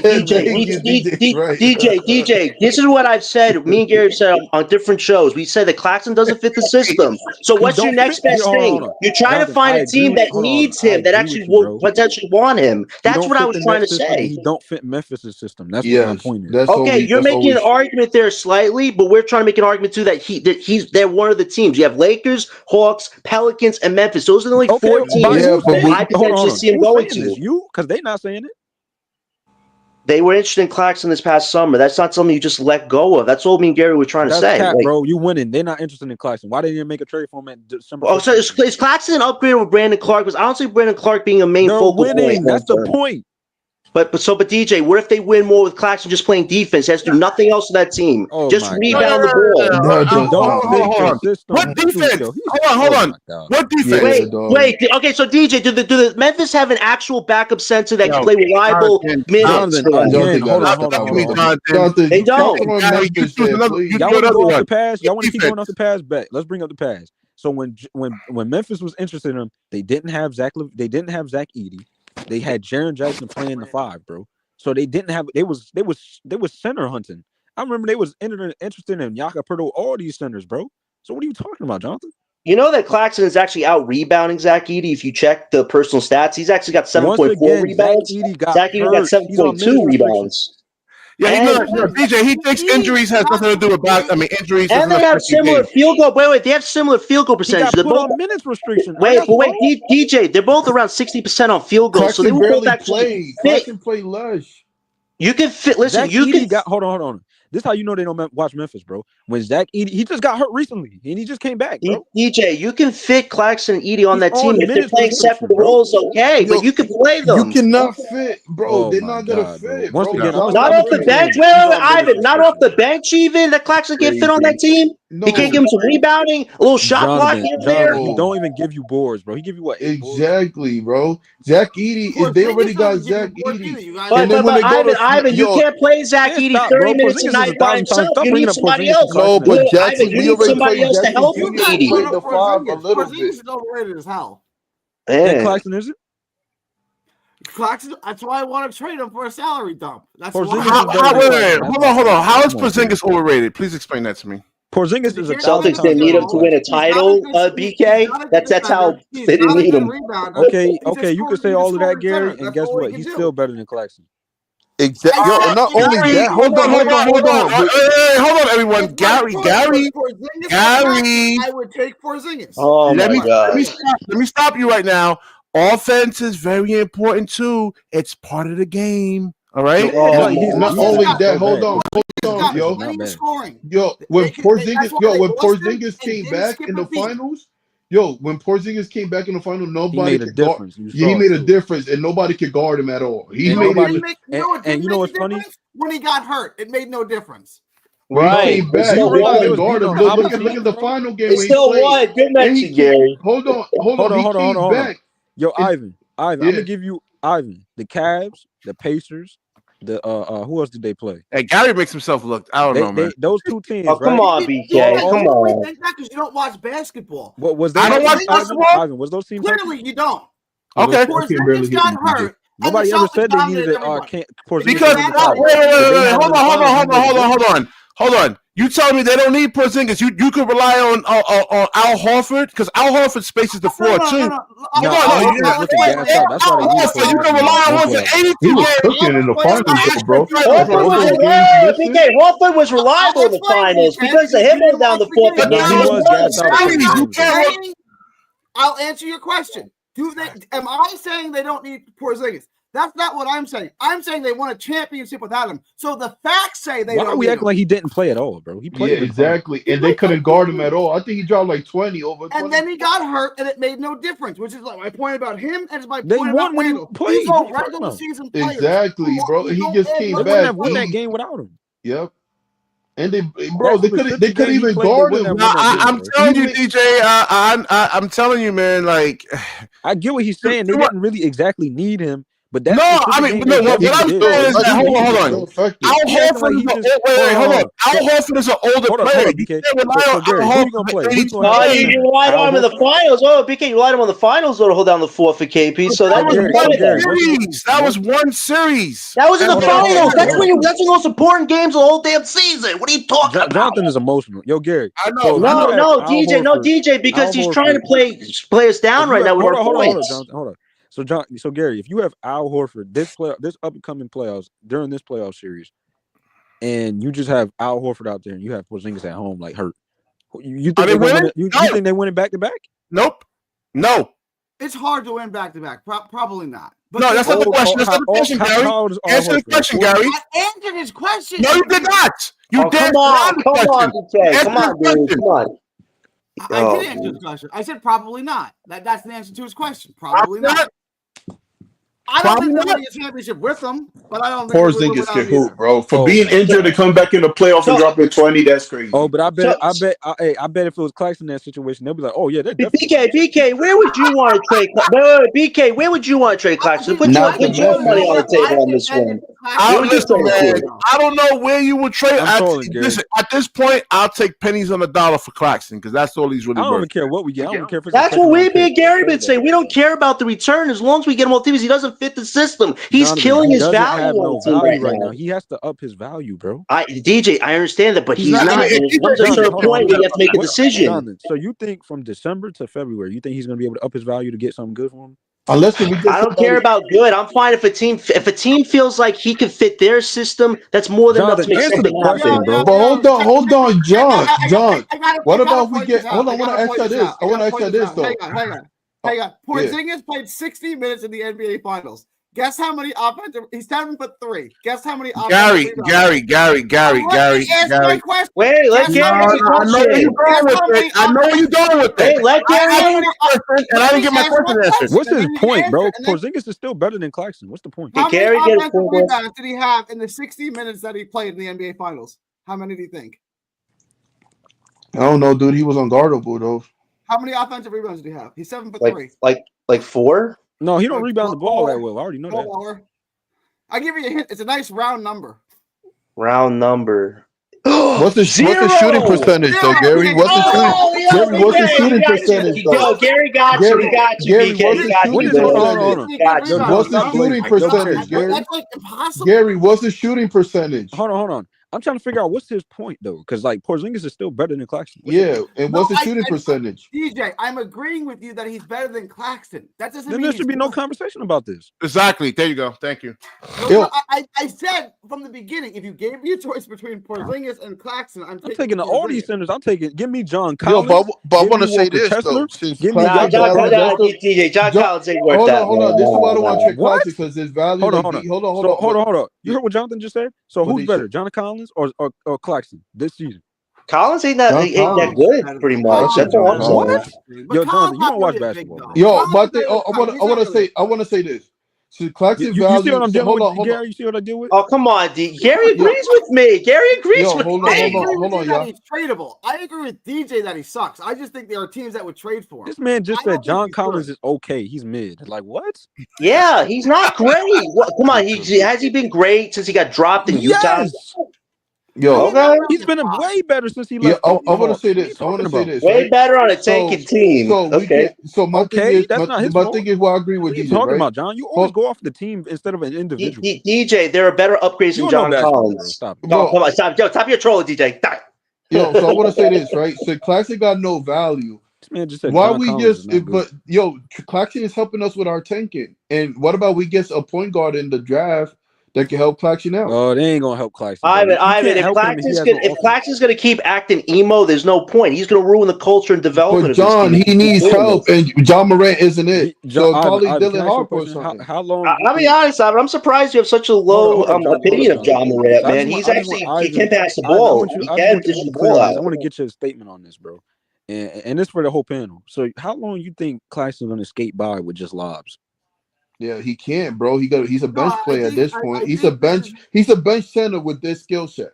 Honestly. No, I agree. Like I think this is why if you can trade him for a salary dump now to Atlanta, for instance, I think that you should do it because each game he plays, you see more and more and more of his warts, right? So why would Atlanta want him then? Now. That's what I'm saying. They already got Nico Congo. He's younger than Clint Capella, and he's an upgrade over Capella. Capella will give you a rebound. First of all, Clint Capella's been better than him. Congo is way better than Claxton. Capella's not. Capella doesn't guard 1 through 4. Capella doesn't guard 1 through 4. Claxton can guard 1 through 4. It don't matter. He don't guard 1 through 4 either this season. Exactly. And Capella and Claxton damn near the same. Capella's been better than him this season. What are you watching, Jonathan? Then why do they want to trade Capella if he's so much better than him? Because they want Nico Congo to take the starting spot. What are you talking about? Yeah, but just like Gary said, if you get Claxton on the team, he can play off the bench for them. He doesn't have to start. You could play him off the bench or close him with Trae Young. It's cool. Hold up, Ivan. Hold on.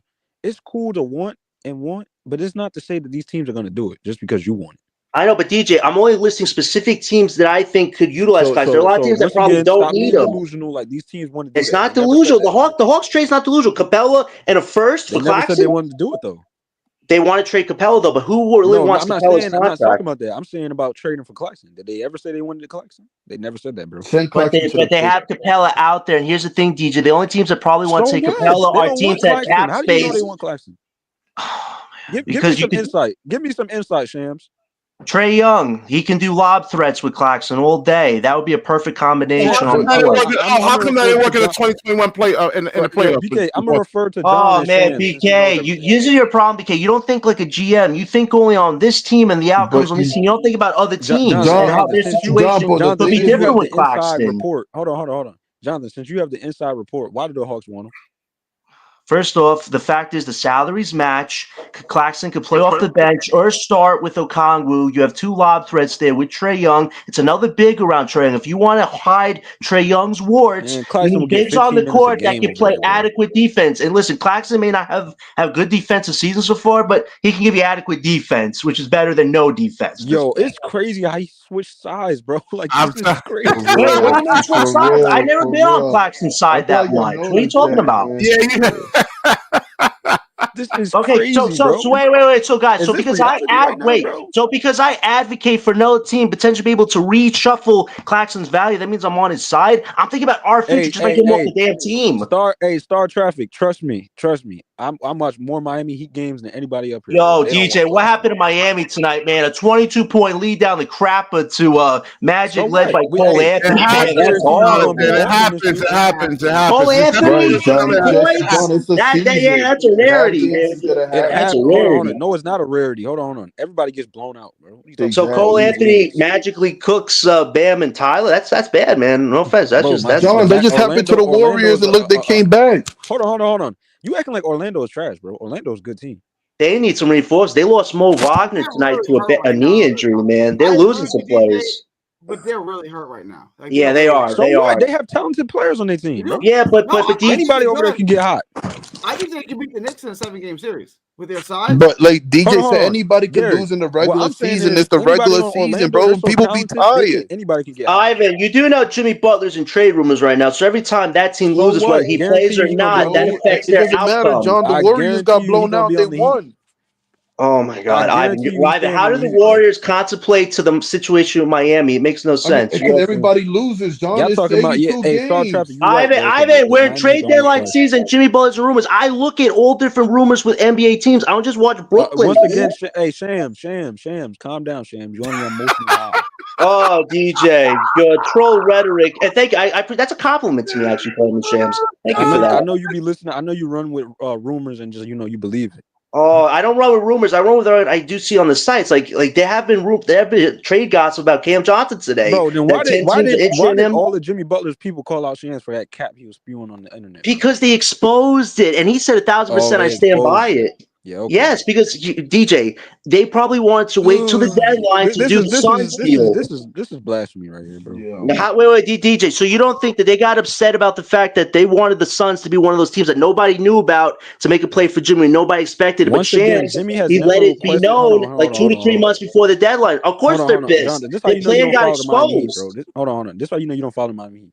Jimmy Butler has never even requested a trade. This is just rumors. DJ, he's not going to re-sign with them. He's going to be a free agent. We're not giving him cap space. So this Suns deal is probably the best chance for him to get paid. Don't you know, DJ? He has a crystal ball. He's Miss Cleo. Oh my God, BK, do you watch the NBA? Do you know what's going on with Jimmy Butler's situation in Miami? They're a 500 team right now. He's 35-1, 36. Jimmy you don't think he's not they want to trade him potentially? You're lying, bro. You're lying right now. He's not re-signing with them. He said I was going to re-sign him. I'm going to free agency. That's what he said. Never said he wasn't going. You're lying, bro. You're Gary, lying. didn't Jimmy Butler say he wasn't going to re-sign this with them? He said he was going to resign. Then why did they re-sign him then? Because Pat Riley don't want to pay him that much money at his age. So why do you think he's in trade rumors, DJ? I'm not talking out of my butt here on this one. Because that's just room. That's what the Rockets want. That's not what Jimmy wants. Rockets don't want. I don't think the Rockets want Butler. He doesn't fit the timeline. But the Suns, they want to get rid of Bradley Beal potentially because he's been atrocious again. What do you mean? The Rockets are a win now team, John? No, I believe they should make moves, Gary, but for some reason they don't want to make a move yet. They might want to wait till the off season. Gary, they might want to wait till Gary. They might want to wait. Gary, they might want to wait till the off season to make a move for the star. Maybe a mid-season trade isn't smart for them right now. So, Jonathan, you telling me for the past 2 seasons that Jimmy Butler hasn't been begging Pat Riley to give him his extension? Gary, DJ, at the end of the day, it just feels like the window. He's been begging this man for the past 2 seasons to give him his extension. I know, but DJ, they had their window already. Twice they got to the finals, twice they didn't win. It just feels like time to move off of Butler. That's what it feels like, unfortunately. Bro. But DJ, I know you want to see the Miami Heat fail, but that ain't gonna happen. No, it's not about seeing them fail. It's about the fact that they have to move on. Their team is in a crossroads. I know the Nets is in shambles, and you want to see Miami fail. Your team got blown out by Cole Anthony. That's pretty bad, mind you. Magic are good. Cole Anthony's been atrocious this season.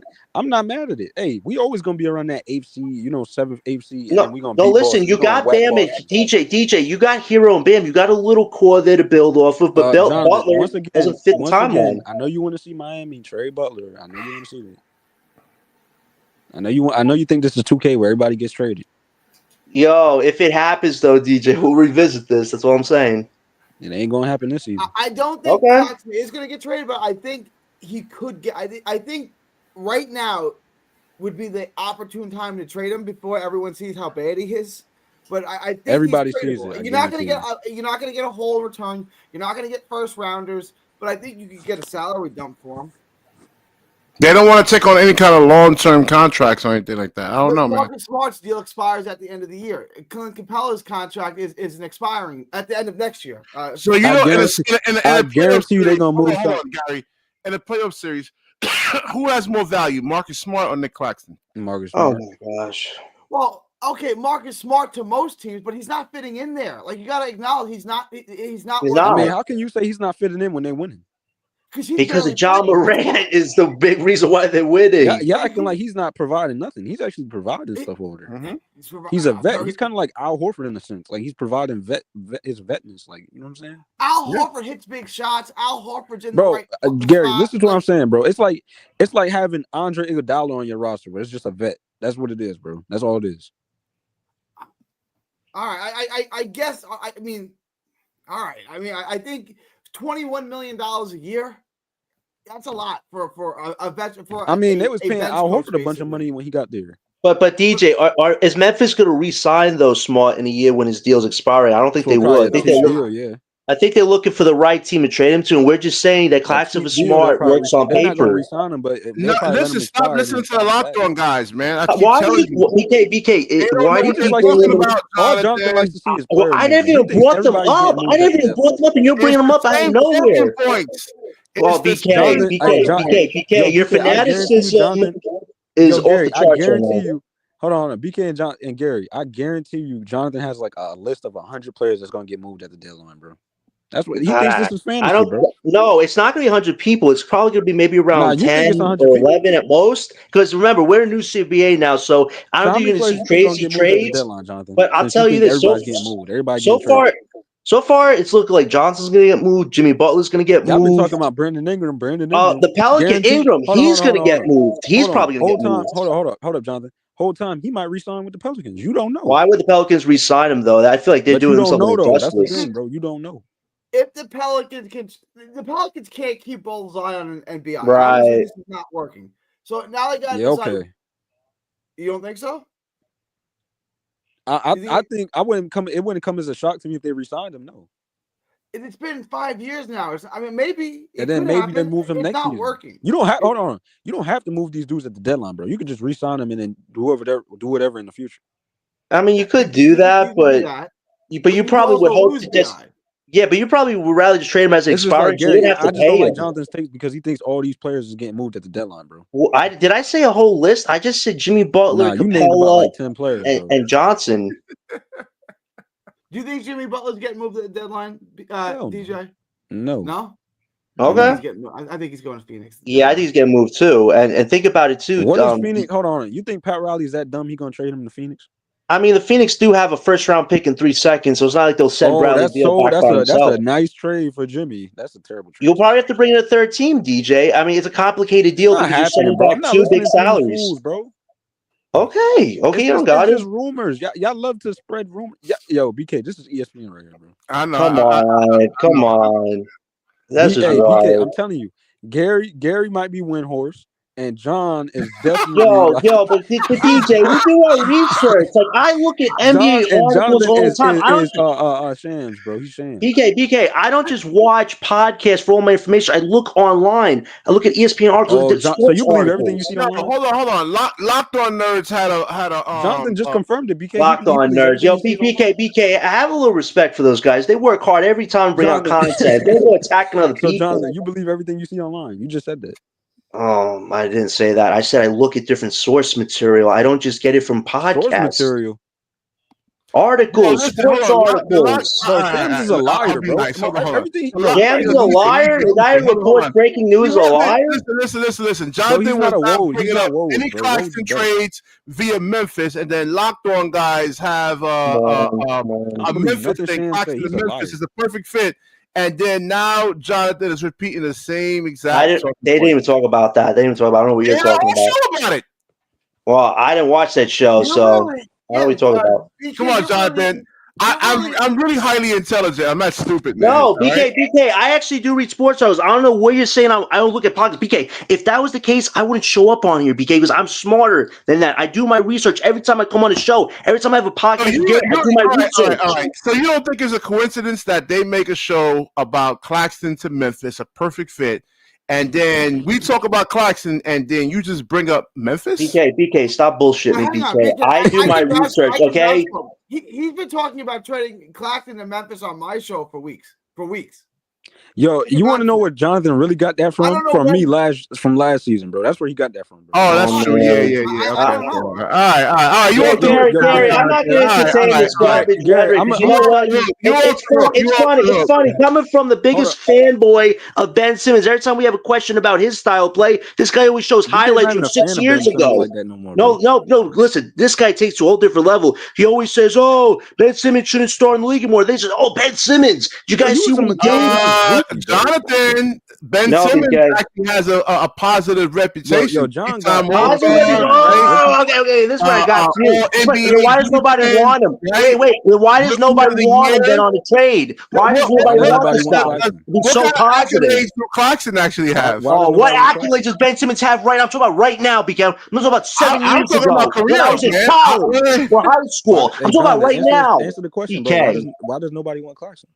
Why does nobody want Ben Simmons? Because you just said he has value and a positive reputation. DJ. See, you're just blowing smoke up my bum, BK. That's what you're doing. You're saying nobody wants him. You don't know that. You don't know that. I guarantee you nobody wants him, bro. Why didn't they trade for him at December 15th? That was like, who's been traded? It's been a week. Who else has gotten traded in that time? Nobody. Like, grow up, BK. I actually do my research. I don't listen to a podcast 24/7 for all my information. Because Sean Marks sucks at his job. We could have got. I don't know, man. Yeah, I'll be hearing a lot of talking points from you, man. You talking? Yeah, that's your false assumption. Just because you don't like them, I don't know why you don't like them. You try to get on one of the shows sometimes. I just said you get a lot of your you talk smack about them all the time. Yo,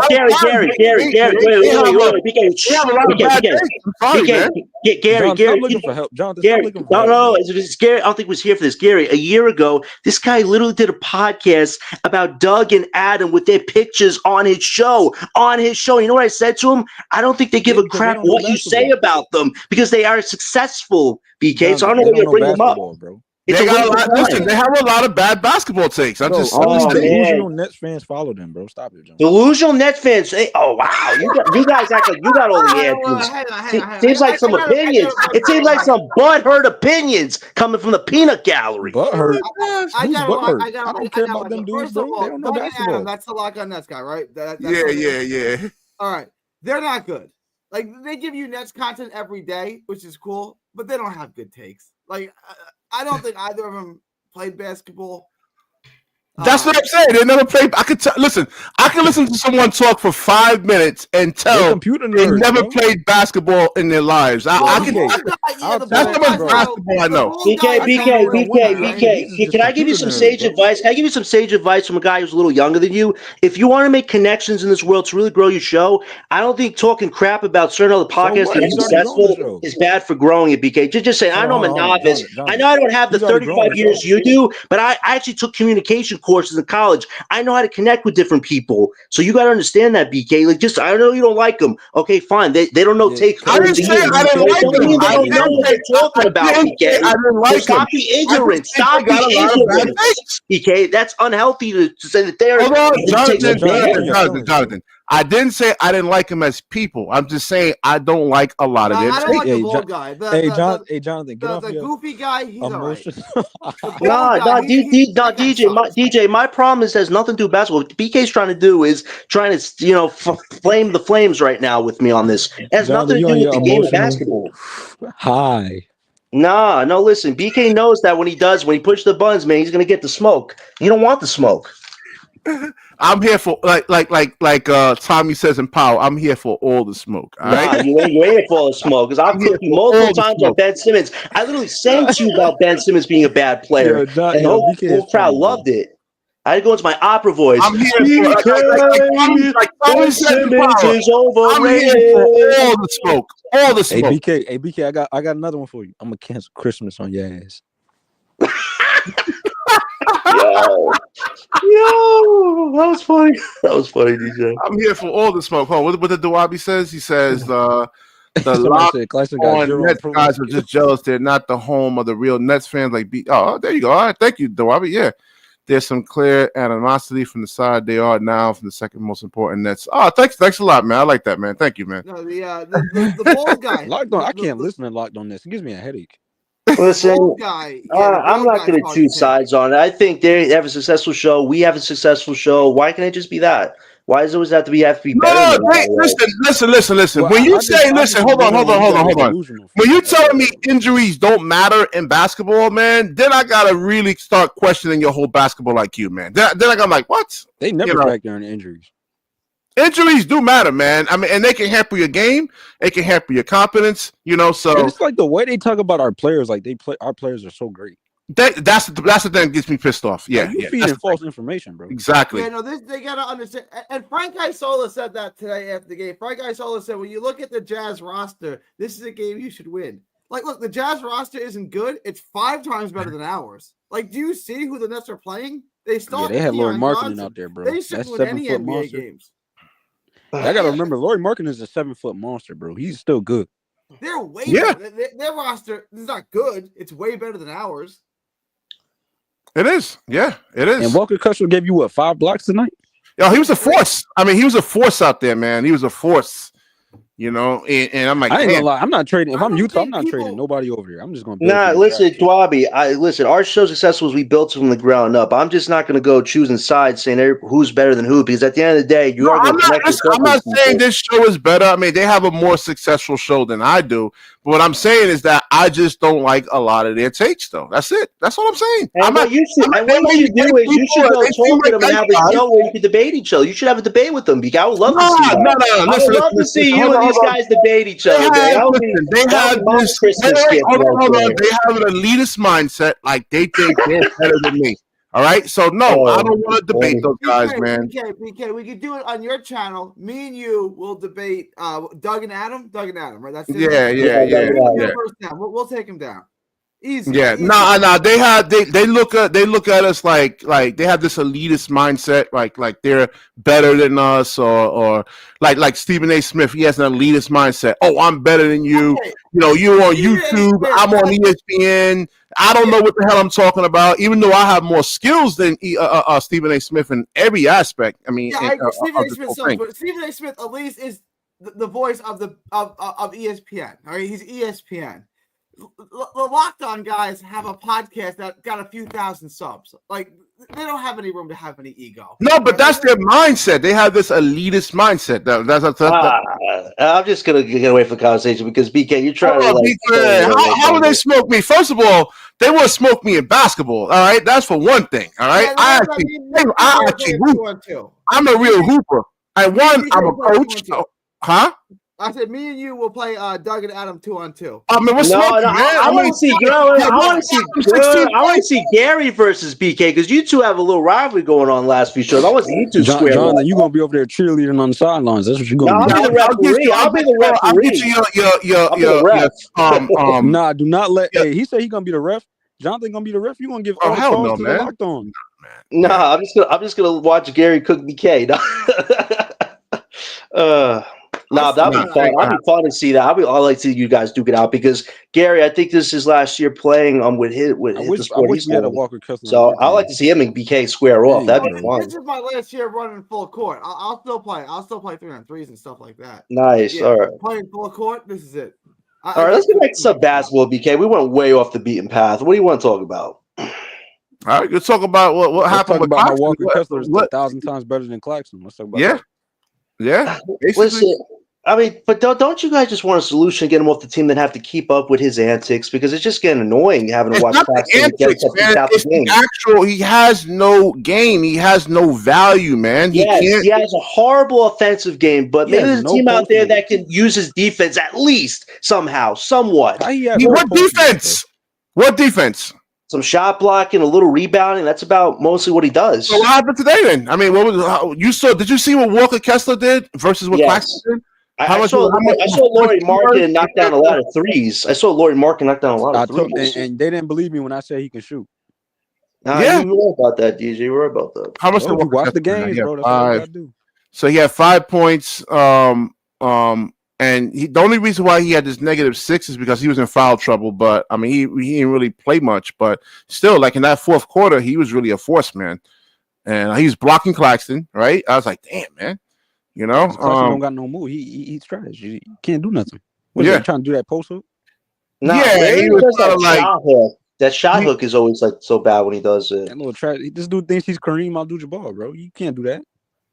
Yeah, no, he was just trying to take it to Walker Kessler, like it's like straight up, and he just doesn't have the strength to really kind of like discard him a little bit and then try to get a shot off. So like he'll bump into Kessler. Like how much Kessler weighs? Hold on, let me see something here. I think he's like 250.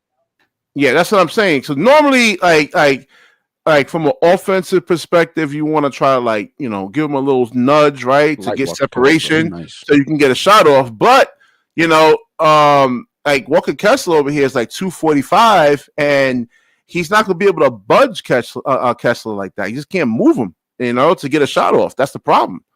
Well, that's why you would hope to trade him to the G League. That's why you hope to trade him, BK. So if there's somebody in the draft that we want that's a center, we can reset our whole center position. That's why we have to think about it. Like DJ, I don't know if we could trade him by the deadline, but if there's a team out there that might want him, but maybe off season 2 could work. Maybe draft night. Maybe we put those picks together with Claxton and do something crazy. Who knows?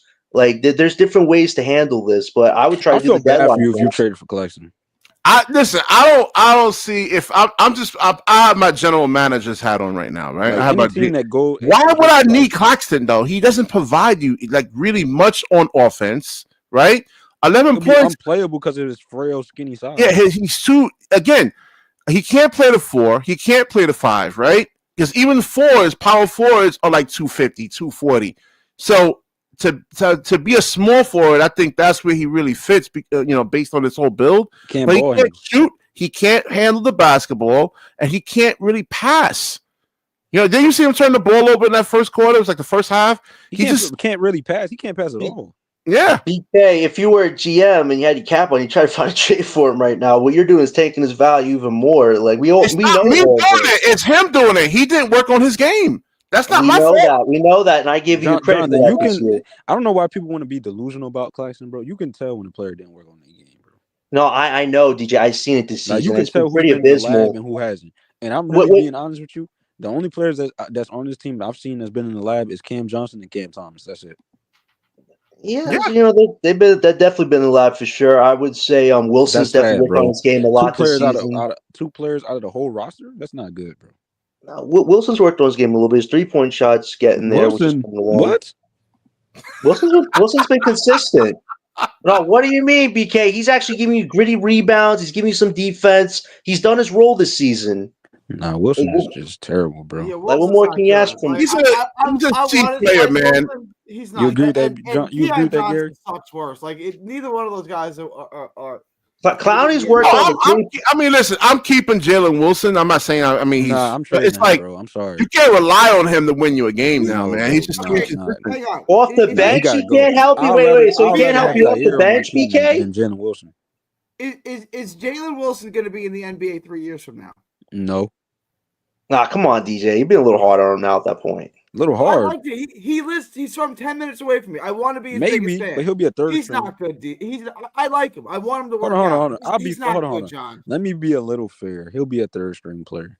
He's going to be in the NBA. He's not going to be kicked out the league. He's not getting a second contract. He's not getting a second contract. Now, Clowney, he's worked on the 3-point shot a lot this season. Clowney's 3-point starting to hit. Unless somebody is like, they got one more roster spot open and they just like, just here, sign him.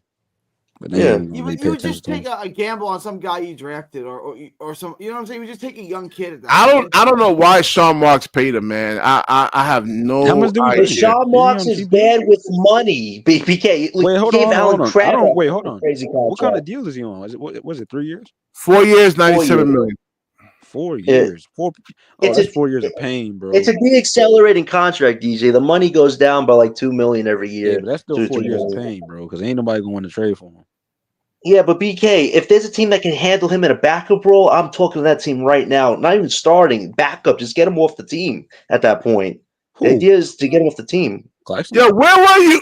Where were you when I said don't even sign him and trade him before? You had your Claxton pom poms on, man. No, I didn't. I was actually considering trading him. I was considering trading him. BK, I don't know what the hell you're talking about. No, I was looking at signing trade. Pay Claxton. Yeah, I was the only one saying that, man. Don't sign him.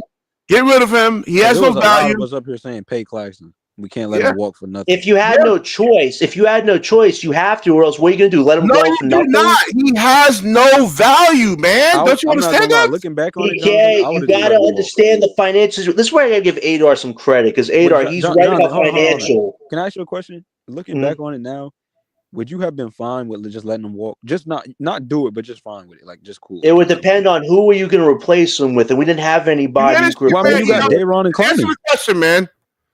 Yeah, but Day'ron's in that same boat where he could potentially be traded. Yes or no, bro? DJ, our options weren't that good at that point. You had no real replacement. Somebody else in free agency, another center. Who though? It wasn't like there were a lot of free agents that we wanted to sign at that point. Cool. Then you could have just signed. You could have just had Clowney and Day'ron. That's it. He could have, but does he want to keep Day'ron? We don't even know if Marks wants to keep Day'ron. You could have got another center. Yeah, but we don't know if Marks wants to keep Day'ron. Like, imagine we trade Day'ron and then we keep Claxton and then we don't have a backup. Yeah, John deflects too much from me, Gary. You see that? I mean, DJ, what do you want me to say? Like, if I was a GM and I let Claxton go for nothing, I should probably be fired. Hold on. Would you have been cool with letting Claxton walk? Looking back on it now, Yeah, I said they paid him too much when they signed him. I said I would like to keep him, but not at that price. That was way too much money. No. I'm saying letting him walk. I didn't want him on a team. I said let him walk because he doesn't have. If you would have got him for $15 million, let's say, you would. No, listen, no. Then how are you going to fill up the cap space? Oh, BK, then how are you going to fill up the cap space? Who are you going to get? Somebody else. Get somebody else. There weren't many options. They were in a bind. They had two options. You let them go or you keep them, then trade them down the line. And obviously, we chose that path. Cool with letting them go and pay somebody else. So that's why you got to trade them this season potentially to get off of it. I mean, there's nobody that really. He looks bad. All right, he hasn't gotten any better. All right, this isn't the 80s. This isn't the 90s. There's tape. Even work in the 80s or 90s. Information out here, right? You know, there's a whole bunch of information. There's scouting reports. All you gotta do is look at Claxton's scouting report from college, right? And look at it now. He hasn't gotten any better. He hasn't.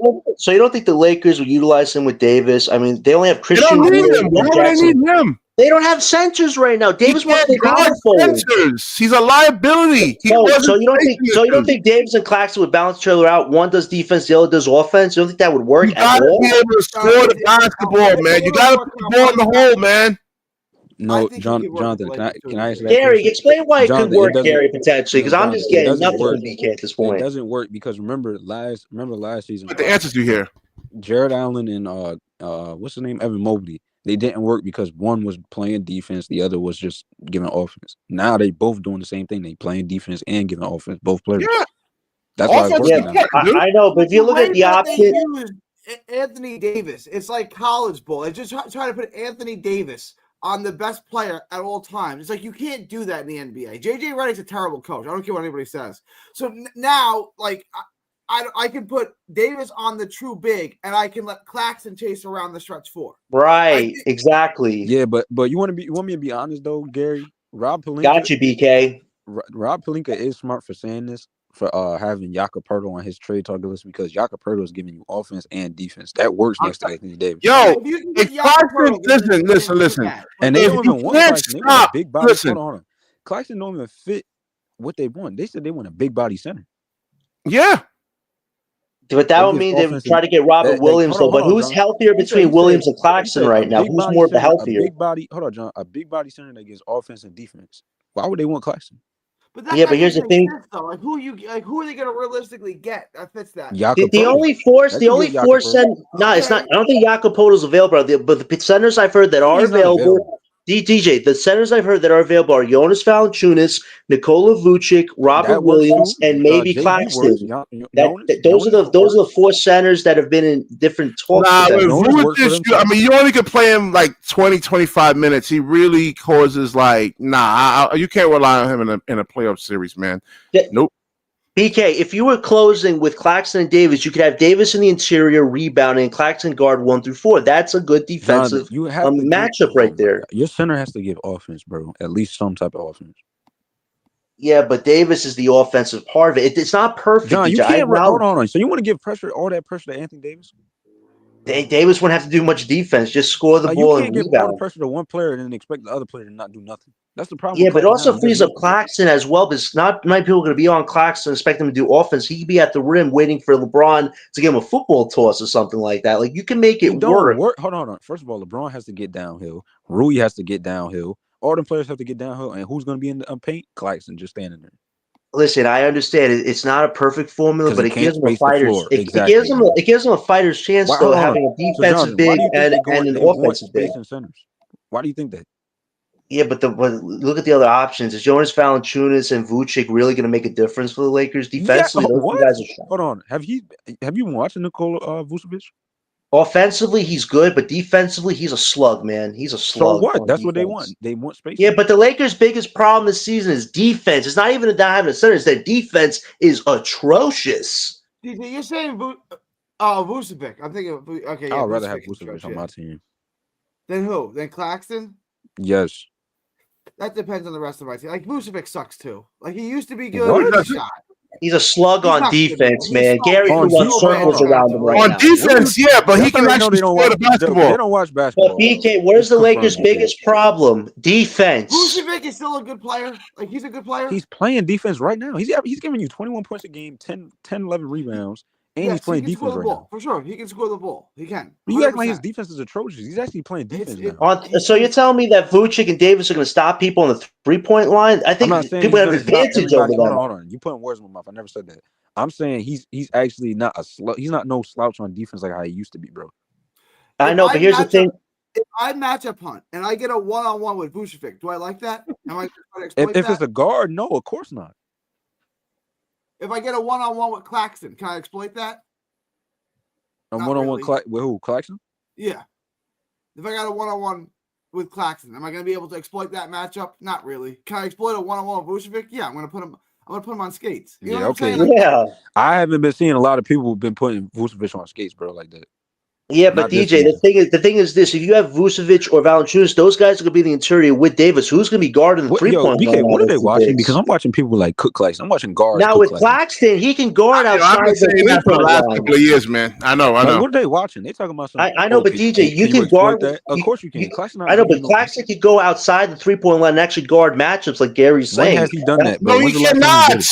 He hasn't been good at it. He can't. He's not stopping Kyrie. He's not stopping Donovan. He needs a center with him. BK, we've established that Claxton needs to. He didn't even have. Hold on. When he had KD and Kyrie, he didn't have a center. Gary, don't try to gaslight me. I seen Donovan Mitchell cook him. Donovan Mitchell cooks everyone. Like, what are you talking So why are you reacting like that then? Why are you reacting like that? Like I'm crazy or something like that. He's not guarding a lot of these dynamic guards. BK, you've been a little into the pheromones tonight, Bubba guy. Because you go like to the extremes. He can't guard Donovan. No, y'all just being delusional about Claxton. That's all. Like, why are you putting that on? We're trying to find a fit for him, DJ. That's all I'm doing. Well, what the hell are you supposed to do then? That's his ability, right? He's supposed to go out there. He's able to switch, like you said, right? So if he can switch on the guards, he can't stop guard. Okay, he could do a better job on him than Zach Edey could. He's not going to stop him because nobody stops Spider-Man. Yeah, okay. That shows how much you watch Zach Edey. You know, Zach Edey's so free to foot. He's like the fastest guy in the league. Like, what am I even talking about? Nobody said he was the fastest guy in the league. But that just shows. Hold on. You try to be sarcastic. I mean, but that just shows how much you watch Zach Edey. I mean, that obviously shows you're not watching him. Right. No. Who's Zach Edey? He's a basketball player? Who is that? I never heard of him. Who Zach Edey? Yo, they trolling tonight, bro. They just come up here and troll, bro. I know, man. DJ, we're not trolling. DJ, at the end of the day, listen, if the Lakers want to go for Valanciunas, Robert Williams, or Vucevic, okay, go ahead. But I guarantee you their defensive issues are still going to pertain. So at least with Claxton, you can work Claxton into their defensive systems. They don't have any defense right now. It's your backcourt that's really more the problem with the Lakers in terms of defense. Bro, trade deadline. It's not the bigs. Yo, BK. Yes, it is partly the bigs because they don't have a good center depth on that team. Watching the feed, seeing if Claxton got traded. Oh, let me see if Claxton got traded. Y'all gonna be disappointed when he's still on this roster. I don't think he's going to get traded. I've said that several times. I said I think there's a trade out there for him if you wanted to take a. And then once he's doing the exact same thing he's been doing all season, yep, y'all gonna be disappointed, bro. Hey, listen, if he stays on the team, okay, that's Sean Mark's choice. But until then, we're going to work the phones and try to make something happen. It's really not Sean Mark's choice. Maybe he wants to. Hold on. I really believe he wants to trade Claxton, but Claxton's value is so bad, you can't. Yeah. Listen.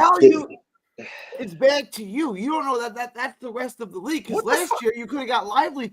Yo, Gary, what are you smoking tonight, man? And that K2, right? Yo, Gary, you got that K2 you smoking, right? You're not smoking that K2, right?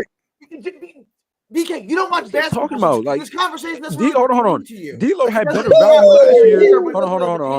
Hold on. D'Lo had better value last year, and this year it's atrocious. You think people want him? When he was on his phone in the playoffs, that's when it went downhill. I disagree with that statement that D'Lo had value last year. He did have better value than he did this year. What are you talking about? It wasn't crazy value though. Offensively, he gave you some important buckets, but that's about it. I would say he's got more value this year because his contract expired. The only value, his value only diminished when it was in the playoffs. But he had value last season. He's always been a horrible playoff player. Since he was with the Nets, he was a terrible playoff player. But my point is, bro, just because you have value a certain like last season you play good, and then the next season you playing atrocious, that don't mean you have the same value that you had before, bro. He's gonna have some value. Like you might not. okay. The Mavs might not call you up and offer you Lively again. But it's funny how you say, value. we think that these GMs think Claxton don't have value. Okay, cool. We can say the same thing about you when you say, Claxton has value. How you know that? I don't. Well, I'm guessing. I'm speculating off of the value that he had last year and the skill set that he has. But y'all would be some terrible ass GMs. I'm not gonna lie. No, can I be honest with you? You get wait, BK. You talk about the backcourt, right? D'Lo's part of that backcourt with Austin Reeves. If we trade him, Claxton, D'Lo's leaving them. They're getting rid of D'Lo. He's coming to us with draft assets. Well, they get Claxton. So you talk about the backcourt. Part of it goes away, and you get better on defense with Claxton. So I don't know why you're saying that their problem is going to persist if they have Claxton on that end. Their defense will be slightly better. If he's not having a positive impact on defense here, how's he going to do it on another team? Please explain. That's what I'm saying. It depends on your system and the talent that you got. It depends on the system and the talent that you got, because it's the best answer you can get with that. He's still going to be playing buns. Yeah, but they have LeBron James Davis on the team. We don't have a LeBron James or Davis. So obviously the situations are different. Make role players better anymore, bro. He's 40. Yeah, but Claxton can run. He can do lobs. Like he still has some things he can give you. We've been seeing since the bubble that AD and LeBron don't make role players better, bro. They don't. Not those role players. I mean, I don't think you can. I agree with you. Their benches have been pretty bad. I'll give you that. Gary, you can vouch for this. You can vouch for this, bro. Ain't no way you going. Don't cap for Jonathan, bro. You can vouch for this. KCP left the. Hold on. KCP leaves the Lakers, win a championship. Bruce, what's his name? Kyle Kuzma leaves. He plays good. I mean, that's Rob Pelinka's dumbass that did that. He let those guys go. I'm just saying, though, role players don't. I mean, role players play better when they leave LeBron. Yeah, I've been saying that for years. Malik Beasley and Taurean Prince are shooting a career high in 3-point shooting. What are we talking about? Yeah, no, I agree with that. I seen that the other day. I said Malik Beasley and Taurean Prince are shooting career highs in threes. I'm like, what? They didn't do this with the Lakers. Taurean Prince shooting from the three. I don't want to say it's an anomaly, but the fact he's like one of the best in the league, it's kind of crazy because he wasn't doing this for his whole career. Shooting contest. I'm like, dang. He might. I might have to give Giannis some extra credit on who's helping him. Taurean Prince, he has better value than David Lillard. You acting like LeBron's impact for role players is going to help Claxton. Like his impact isn't the same, bro. What Claxton has is he has age a bit on his side. They have a lot of vets on that team, some older guys. They have very few young assets that can play big minutes. Austin Reeves is really your main young scorer. And then they have Jalen Hood and Max Christie who aren't huge pieces. So Claxton does help him a little bit. No, that's not true. Garbage, D'Lo garbage, Jalen Hood, garbage. I mean, those guys are trash. You don't think they would try to get rid of some trash by taking on Claxton and seeing if they could rework him a little bit? What happened to you, Jonathan? Like, what happened to you, BK? You've been off the going on me and Gary. Me and Gary been giving you facts. You can say you guys don't know what you're talking about. Come on, BK. That's what BK says to anytime you say something that disagrees with him. You don't know anything. Yeah, like BK, we get it. I'm trying to explain facts to you guys, and you don't get it. This is what you know. This is what you said. Claxton has zero value. Like, he shouldn't be in the damn league. That's what you have said. I'm on that emotional high, man. What's his name? Jonathan and Gary actually lied. I ain't smoking nothing tonight, BK, but you're definitely drinking from the bottle.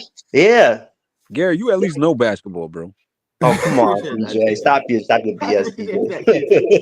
I mean, I'm just being honest, Jonathan. I mean, he know basketball. I mean, I'm starting to question your basketball knowledge. Oh, yeah. You always question my basketball knowledge. Yeah, for months now, I've been questioning. You flip-flop a lot, man. That's the main you do. Oh, no, you do. Especially when you actually were giving Ben Simmons criticism. You said you were never going to do that. 1 minute, hold on. 1 minute, he's a Mikal Bridges groupie. He wants Donovan Mitchell on this team to help us. Then the next is Jimmy Butler come here. Hey, look what Mitchell's doing on the Cavs, man. Don't say it wouldn't have worked somehow. You don't say it wouldn't have worked. Look what he's doing with those guys. He made it because he has good players on his team too. Yeah, but he's the main focus. Hold on. LeBron to Kobe, LA. Please explain to me what type of value that Claxton actually has. I'm a Laker fan. You can't speak. You know what, LeBron to Kobe? Come on the show. BK, drop the link in the chat. Let LeBron come on if he wants to explain it. I'd rather get an outside perspective. It's important for outside perspective. You were saying Claxton doesn't have much value. He's a Lakers fan. He doesn't watch Claxton like that. Wait, DJ. To us, did you hear what Gary though said though? He said to us he might have much value, but the NBA as a whole, they might have good perspective from us. Are they target list? Because they're looking at Valanciunas and Vucic and better Williams. centers, right? Exactly why. You just answered your own question, But Jonathan. not every team can get all those guys. So there's going to be a team or two that get asked out of those sweepstakes. Yeah, you don't hear no rumors. You don't hear no rumors. Nothing, man, about There Claxton. was something about Claxton. There was something about Claxton from a source. Yeah, last year. Yeah, I didn't see it. I look at the Nets news all the time. I didn't see anything. Drop the link. Drop the link. Stop. I did. I want to get LeBron to Kobe LA. I want to see. No. I'm talking about Jonathan. Drop the link of what you saw, Jonathan, since you've seen it. Oh yeah. Put it out there. I didn't see anything about Claxton, man. He has no value. Jonathan, they tried to get 2 first-round picks for him before the trade deadline. They couldn't get anything. BK, you have said Claxton's absolutely zero value, but you know what? You're not an NBA GM. To you, he has nothing. To another GM, he might have something they need, which is some defense. Like Gary just said. Has he shown this season? He rebounds. That's about what he mostly has done on the defensive end. He's actually rebounding. If you check his stats, rebounding is his best asset this season. Rebounding and defense. Actually, rebounding is part of defense, especially on offense and defense. DJ. No, what? Yes. So if you don't rebound, what is that, DJ? Not doing it. You're rebounding defense, basketball. Right? You're good at rebounding, bro. Oh my gosh. Okay, I'll let you hold on to that. Boxing out. Yeah. Cool. No, listen, man. I told Gary and I told you, Jonathan. This is not a fanboy show. I'm doing real basketball analysis over here, man. I don't care about BK. You did like 20 Ben Simmons streams, man. Before you had to change the topic. Defense. Hold up. What defense does he play on centers, bro? I'm not talking about rebound. Against all-star centers, we already told you he gets cooked. Against maybe adequate defenders, sometimes he's okay. Against Giannis, for some reason, and Brook Lopez, he seems to play well against those guys. He gets cooked by every center in the league, bro. Stop. Oh, he's got cooked by a lot of them. I'm not going to deny that. But listen, DJ. I remember that, bro. Jericho Sims? Jericho Sims get a career night. Third-string center? Outplayed him? Y'all forgot about that, Gary? Goldfish memory? You forgot about that? BK, you also got to look at this, too. He might fit on a different system. We don't know that yet, but if he goes to a different system, maybe he recruits his own value. No, what's going to change the fact that he's too small? Hold on, Gary. 1 second. Hold on, Gary. I got Claxton sucks. No, I've been saying Nick Claxton sucks all season. He doesn't work on his game. Did I forget? DJ, did I come in here and say Nick Claxton's a good basketball player? No, you didn't. But it kind of seems like you're agreeing with John, like he has value. Oh, exactly. That's two different things. I think Cam Johnson has value, and I think not to me. Oh, now you think he has value? Oh man, here we go. Could you trade him for an expiring deal? Could you trade Nick Claxton? This is crazy. This is nasty work, DJ. It's not nasty. He doesn't understand anything about basketball. Just ignore him and let's talk like adults. All right, let's talk like grown men and just pretend that BK is not in the room. Okay. Can I trade him for an expiring deal? Can I trade him for a salary dump? Maybe. Yeah, like you said, I agree with you. Capella, yeah. Okay, that's all I'm saying. I'm not saying you're going to get a first-round pick. But I don't think the Hawks are going to. I mean, you can want 1-1. I don't think the Hawks are going to do it. That's my point. All right, then maybe. I mean, I'm saying that there might be a team that would be willing to take. I'm gonna be honest with you, Gary. I don't see none of these good teams out here. Maybe the Hornets or something like that, but none of these good teams is trading for Claxton. I guarantee. Yeah.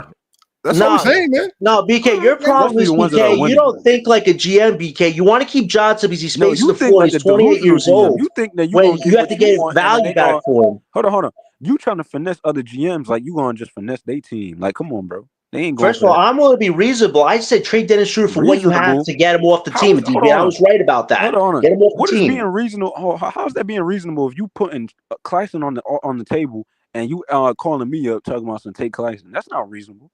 All I need is a first-round pick and some expiring salary. I'm not asking you to move mountains for Claxton. And I'm hanging up the phone. Oh, you're a bad GM. Well, moving on. You're a bad GM.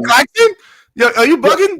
No, you're bugging, BK, because you want to keep Johns be spaceful. I can find a G Leaguer to space the floor right now. Get Gary's guy Amari Bailey up here. Let him space the floor. I don't think Gary's to space the floor. BK, I'm not Please don't bring up Amari Bailey anymore. Please stop doing it. I'm good. You know, Gary, Amari Bailey, man, that guy's got a future in this team. I can see him up here knocking down 10 3-pointers a night, man. I'm not talking about Amari Bailey. Yo, BK and Gary, you notice how John said I'm a bad GM, right? So you calling me. He said me too. He threw me in there. No, but speaking, you don't think about any type of actual trade ideas. Jonathan, you said I'm a bad GM, right? You calling me up and I'm the contender. So who's really the bad GM? You, because you had a chance to get Claxton for free, How? essentially. I'm asking you for two games. But DJ, hold on. If my team, hold on, BK. If my team is winning and contending, and your team is in the shitter, who's the real bad GM? Okay, so if you're on the Lakers, so DJ, if you're the Lakers GM, are you contending or are you skating by? No, but DJ, if you're the GM of the Lakers, are you contending or are you skating by at the moment? Better than you. So who's the bad GM? No, you didn't answer the question. You trying to give me a middle tier bullshit answer, DJ. Are you contending to be for a title or are you skating by, DJ? Are the Lakers competing for a title or they're standing by? They're standing by right now. I mean, I got skating by, they're not competing right now because they have weaknesses. Hold up, Jonathan. I got Anthony Davis and Dalton Knecht. What you got? Wow. Okay, and Davis doesn't want to play center. So what are you talking about? We still winning games. So what's your barely? Point? Your Lakers teams is barely winning on certain nights. And what seed are you? Okay, and do you have a center on your team? Oh no, you don't. You have an oversized big guy who wants to play power forward. And we have Claxton. We have Claxton who can run, he can rebound and shot block. You don't have that right now. Hold on. BK, Gary, did you hear what you said? You just said you have Anthony Davis and I have Claxton. What are we talking about here? Davis is not a center though. He wants to be power forward, so you don't really have a center on your team right now. He's slow, bro. You're slow. Who would you rather have? Okay, so what is Christian? So what is Christian Wood and Jackson Hayes doing on that team right now? Are they playing big roles? What is Noah Clowney and Day'ron Sharpe doing for your team? Noah Clowney's actually shooting a lot of threes. Day'ron's rebounding, and he's shooting. Wait. How much this season? DJ. But Christian Wood shoots a higher percentage than Noah. Christian Wood's a bad basketball player. He plays no defense. He's just not a good player. Okay, hold up, Jonathan. Are you trying to really make a case that the Nets are better than the Lakers? No, I'm trying to make a case that you're missing Claxton right now, and you're thinking that what you have right now is good enough. Hold on. They want a big. They said it. Rob Pelinka said he wants a big body center that can play defense and play offense. And does Valanciunas and Robert Williams and Vucevic play defense? I can give you a list. You just don't watch the game. That's why you're saying that. No, I do watch the games. I'm looking at the guys that are available right now. Unless you guys want to think Valanciunas is actually playing good defense this season, and Vucevic is playing good defense this season. And Jakob Poeltl is having a career year right now. That's a team that you should think about. This just came to my mind. The Lakers might try to trade for Capella. Never seen Jakob Poeltl play like he's a big and he can rebound. So maybe they want to go after Capella. Who knows? Maybe that's what the Lakers want. Maybe it's not. It's just funny how all these centers. You got centers that used to average like 10, 11 points, now averaging like 15, 18 now. Yeah, but they're aging vets. Whereas with Claxton, he's still got some aging vets. Vucevic is like 35. No. I'm not talking about Vucevic. I'm talking about like the centers that used to that was in the same boat as Claxton.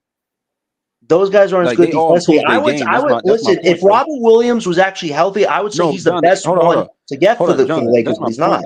I'm watching centers improve their game while it was Claxton is just still the same player from what 20. When did you draft him? 2018. Yeah, listen. I agree with you. Offensively, it seems like he's never going to get it. But the one thing you can do if you take a risk on him is you could get him to play a role, which is mostly to defend when he can, rebound the ball, shot block, and be ready at the rim to the dunk. Because we have no options on this team. No, we have no options on this team. Cam Thomas and Schroeder was mainly our main offensive pieces. Coming up with play this team, play that team. He go on this team. But DJ, you contradicted yourself. We have a crappy ass team right now, currently constructed. What the hell has to do with him playing defense though? Oh, now hold on, BK. Now we're getting down to the nitty gritty, bro. So the team is the reason why Claxton is playing bad. It's a component of it. Look at how we're constructed. Like Claxton can't stand his role. I ain't flip-flopping on nothing. I'm still giving Claxton what he's done bad on, but I'm also saying the team as a whole is a big reason why Claxton can't expand his role. It's nasty work, man. I'm telling you, it's nasty work. You a flip-flopping ass nigga. You know that, John? I ain't flip-flopping on nothing. I don't know what the hell you're talking about, DJ. Listen, at the end of the day, if Claxton was on a team of star players, I don't know how you do this on your show. Oh, come on, dude. Come on. Listen, DJ, at the end of the day, if there were actual star players on this team, Claxton would probably do his role a lot better than he is right now. They're asking him to potentially expand his game or not expand his game, and Claxton he doesn't really care. So if he doesn't care, why should he become a Claxton fan? Just tell me. Like, when did this defense of Claxton come into play? No, he's only a Claxton fan. He's just trying to sell you on terms of like trading him. Like he's really trying to win that argument. Really, like how other teams would value him, but Jonathan doesn't believe. But BK, that's all I was doing. BK, that's all I was doing from the start of the show about Claxton when he got brought up. I wasn't saying I'm an advocate. You're trying to sell him to other teams, like other general managers are stupid though. That's the thing though, Jonathan. We already seen a large sample size of Nick Claxton. It's not good. With an expanded role, which he's shown he can't handle. But if you get him back to the role he was when Katie, Kyrie, and James were here, that's probably more palatable. Hold on. We only lost that Boston Celtics series by 17 points collectively in 4 games. Where's Claxton? Games wasn't blowouts though. So if Claxton was with Dallas right now with Kyrie, you don't think hold on. Claxton from game 1 goes 0 from 11 from the free throw line. He hits at least 3 or 4 free throws. They win game 1. So they only lost by 17 points. And he's a horrible free throw shooter, but mostly he's known for what he can give you sometimes on defense. Offensively, he's like never going to get it. Jonathan, in a 7-game series, they expose all your weaknesses, man. Gary, can you please for one last time try to explain to BK what Claxton's value is to other NBA GMs, please? All right, hold on, DJ. One second. Let Gary talk. What's his value to other NBA? Because I don't know. I don't know basketball. I don't know what the hell I'm talking about. This man said you can sometimes rely on defense, bro. That's crazy. At least you admitted it, BK. Before the season started, the Ringer, ESPN, when they ranked their top 100 players, Nick Claxton was the only net on that list, right?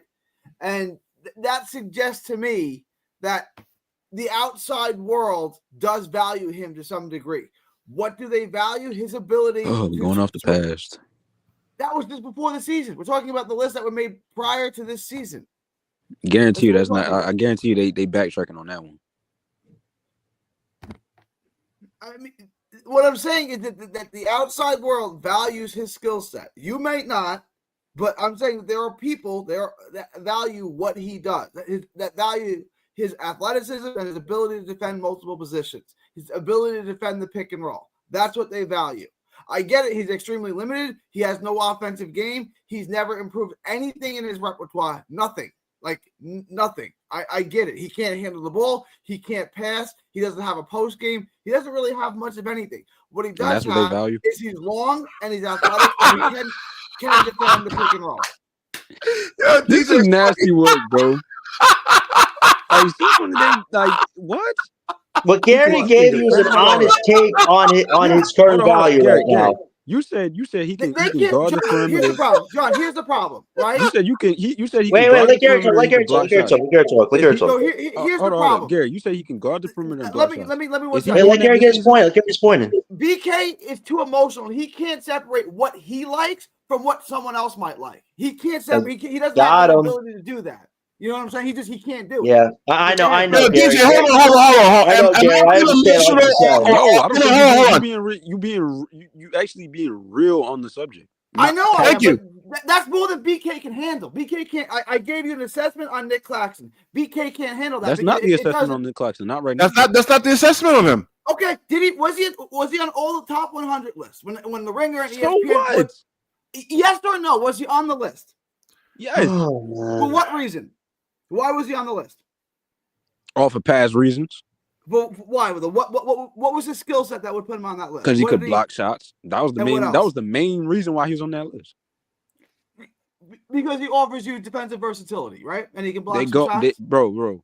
They went off the pass, Gary. He's not that player. Didn't Claxton once defend Luka Doncic like a whole bunch of times, 1-on-1? Didn't that happen? Oh my, yo, John, you're going off the pass again? No. Did he do it? Did he not, or did he? Yes, he did. Right, he did. Okay, so what did he do? Don't act like Claxton's never defended somebody in his life. Listen, I give Claxton crap on offense, but I know he has defended some people in his past. Now they trying to twist words like because DJ. Let me be honest with you. It's a hard sell job. I can't talk basketball with you. No, DJ. I understand it's a hard sell job with Claxton. The offensive warts, that's a problem, but defense. He's had some moments throughout his career where that's more palatable than his offensive. Listen. That's all it is. It's moments. Yeah, Like, what was that movie, White Man Can't Jump, when Wesley Snipes said, come hey, on, the sun BK. can shine on Use your both sides brain. Stop sometimes, man, all right? using rhetoric. Yo, Jonathan, there's literal kids out here that know more basketball than you, bro. This is sad. Oh, sure, DJ. Sure, DJ. This is sad, bro. Okay, and have those kids graduate college with a degree? What, man? That Exactly. only means you're educated. That's all it means. No, That's because all I busted my ass, BK. Don't ever say it's because I'm educated. I busted my ass to get that degree. Education okay? and IQ. All right, let me not even go there. No, because BK, I understand you want to, take digs at my IQ and all that, but don't ever dig at what I earn, man. I didn't say that. I just see a lot of educated people that aren't really that smart, man. I'm not saying you're not. I didn't say that. I'm just going by my I'm sorry, own... Jonathan. I'm really questioning how you know. I don't know how you know get on these podcasts. DJ, with you, I know it's trolling, DJ. I know, but BK, I can't tell this DJ, and what I said about Nick Claxton, what did I say that was wrong about how he's assessed in the NBA? I mean, I'm just trying to figure out why y'all keep going off of past things when he's not doing it right now. And DJ, am I being emotional? Because Gary says I'm being emotional. I'm being pragmatic. You are being emotional, bro. We keeping it real, bro. BK, when someone offers an argument and all you can do is laugh, that's being emotional. You don't have anything intelligent to add. You can't debunk what. Man, dude, I got a catalog of videos I did on Claxton. Let me finish my statement. When all you can do is laugh like a little girl, you're being emotional because you don't have anything intelligent to add. You can't counter what they said. Hold on. What are you talking about? Listen, I already did all the research like 7-8 months ago. What are you talking about? You sit here, and when someone offers an opinion that doesn't agree with you're wrong, though, man. That's just all it is. You're wrong. You've done it 10 times this show. Every time you're wrong. You don't agree. No, I'm not. Okay, then explain to me how I'm wrong. What did I get wrong? I've said this shit a billion times already. He doesn't give you no offense. Gary, offense is important. DJ, stop. Because you make up things and then you just run with it. DJ, did I ever say Nick Claxton gives you a lot of offense or any offense? No, you said hold on, DJ. You said I was good. I'm not adding any value. DJ, I already did the research. I did homework. But the thing about it is, Gary, I want to know if you made things up or not. Hold up, but DJ, Gary, did I say Nick Claxton offers you offense? No, Gary, you're right. But the thing about it is, bro, okay, so me and BK point in his emotions, like a 12-year-old girl in the cafeteria. But me and BK's point is that it's not even about the offense, bro. Me and BK's point is the fact that he's not giving you defense either. Yeah. I said DJ. What did I said? I said BK. What did I get wrong about Nick Claxton? He said Nick Claxton doesn't offer you a bunch of offense. I never said he did. My whole point. You were saying that I don't have anything intelligent to actually bring to the actual conversation, and you're categorically wrong about that. No, I'm not categorically wrong. And I can laugh about something Jonathan says or DJ says. I can laugh about it. I mean, I'm having fun on the show over here, man. This is like deja vu. You can do whatever you want, but when you do that, you show yourself to be over emotional, like a 13-year-old. I'm not being emotional. Me being emotional, I'm saying that Claxton actually adds value to this team, and he's a great player. That's being emotional. I'm being real. I'm being pragmatic. Right? Two people can be emotional. If you're saying Claxton's a great player, you're probably being over emotional. BK, your problem is you said he had zero value, and there's no way that anybody would want him. When you say statements like that, it means you're not thinking about the NBA landscape. If you would listen to our point, bro, we talking about right now, bro. There's no way in the world you can tell me that Claxton has value right now when he's been playing bad all season. No, listen, I'll give it to you. His value, he's done it to himself. He has nobody to blame but himself with his emotional injections. I'm with you. You didn't say that. You said he has no skill. He does nothing for you whatsoever. You said those things. Bro. Hold on. Let me defeat this point. No GM trades for a bad player that's been having a bad season all season, bro. They wait until they update value, bro. Like, give me a scenario when that happened in recent years. You want me to? I'll give you one right now. Sean Marks traded a top 75 player, a former MVP. Oh, you give me great players of all time. Gary, I'm gonna let you finish, Gary, but you gave me the dumbest GM. But go ahead. Okay, well, Sean Marks did it. I agree with you that he's the dumbest GM, but he traded James Harden, an all-time great player. Yeah, Ben Simmons, for Ben Simmons. Can't believe that even happened. That's still James shocking. Harden was washed, man. No, he wasn't. He was an MVP when he came here. Hold on. Oh my Hold God! on. Again, Hold on. Let me find you the poem that he's playing. This is your biasness coming out again. We're not getting into this conversation. He was in the no, MVP DJ. You know what he's going to do? DJ, he's going to show me a summer clip of James Harden not playing defense, and that's why he was a crap shooter. Hold up, John. He was getting locked up by Scotty Barnes. He couldn't get past. Oh my! It wasn't an actual game. It wasn't an actual game. It wasn't an actual game. Jonathan, you don't know basketball, bro. You don't know what's serious or not. Gary, he's showing us a clip from a non-game. How's that a game? How does that matter to anybody? It was practice. I'm not getting into that conversation about James Harden. But Claxton, the whole point is Claxton, his value isn't as good. It's not good right now, bro. It's terrible. I agree with you, DJ. I didn't deny that. I'm just trying to look at the timeline from now to February 6th, and we have to see if we can figure a way out of this, bro. If Claxton wasn't on this team and he was playing somewhere else and he was just playing bad, and then Sean Marks went out and traded for him, of course I could see that happening because Sean Marks is a dumb GM. But I don't see anybody else doing it. We'll have to see. I mean, the deadline, there are surprises. That's all I'm going to say about this. Maybe next season. You could be right. You could be right. But I don't even think Sean Marks is going to try to trade him because Sean Marks, more than anything, wants to be right. And he wants to prove that this Claxton contract isn't bad, just like he tried to make the play last year. Let's call a spade a spade. It's a bad contract. I've said that 10 times. It's a bad contract. What was his plus minus contract? Today? Or Claxton? Negative 16. Yeah. Brooklyn Knicks fan, you can't say the Nets get fleeced when we took 6 first-round picks and gave you Bridges. You can't say that. You got to go Bridges has been better than pretty much, I guess, everybody on this roster. He's better than everyone on the roster. I agree. He's not worth 6 first-round picks. I mean, nah, but, Jalen Brunson wanted them, so. Yeah, thank you, Brunson. I'll thank Brunson before I thank Sean Marks for that deal because it was really Brunson who wanted that. DJ. Let me ask you this question. No, I just think he's a smart GM. Who's that GM over there? I think Nick Claxton had the worst plus minus on the team today. Leon Rose, DJ? Yes, because you do what your superstar tells you. Like, you don't. Bridges is doing better. Okay, but let me ask you this. Would the Knicks be better off right now with Hartenstein or Bridges? Bridges, because Hartenstein is injured. There's no way. There's no. Nah, they need Hartenstein, DJ. Listen, no, they don't, bro. Hold on. They don't because first of all they cook defensively. They have no size. You know damn well they'd be better off with Hartenstein. First of all, Hartenstein is injury prone. That's number one. Like in this point in his career, he's getting injury prone. He's getting injured. It's always ankles, always tweaks. And they have center. You act like they have no centers, bro. They got Sims and Robinson. Can I be honest with you, DJ? You want to know how to beat the Knicks in the playoffs? Just put Towns in foul trouble. Jonathan, I'm answering this question. Mm-hmm. Then you have Mitchell Robinson that's coming back, and then once he comes back, if he plays well, you can go trade him for more depth.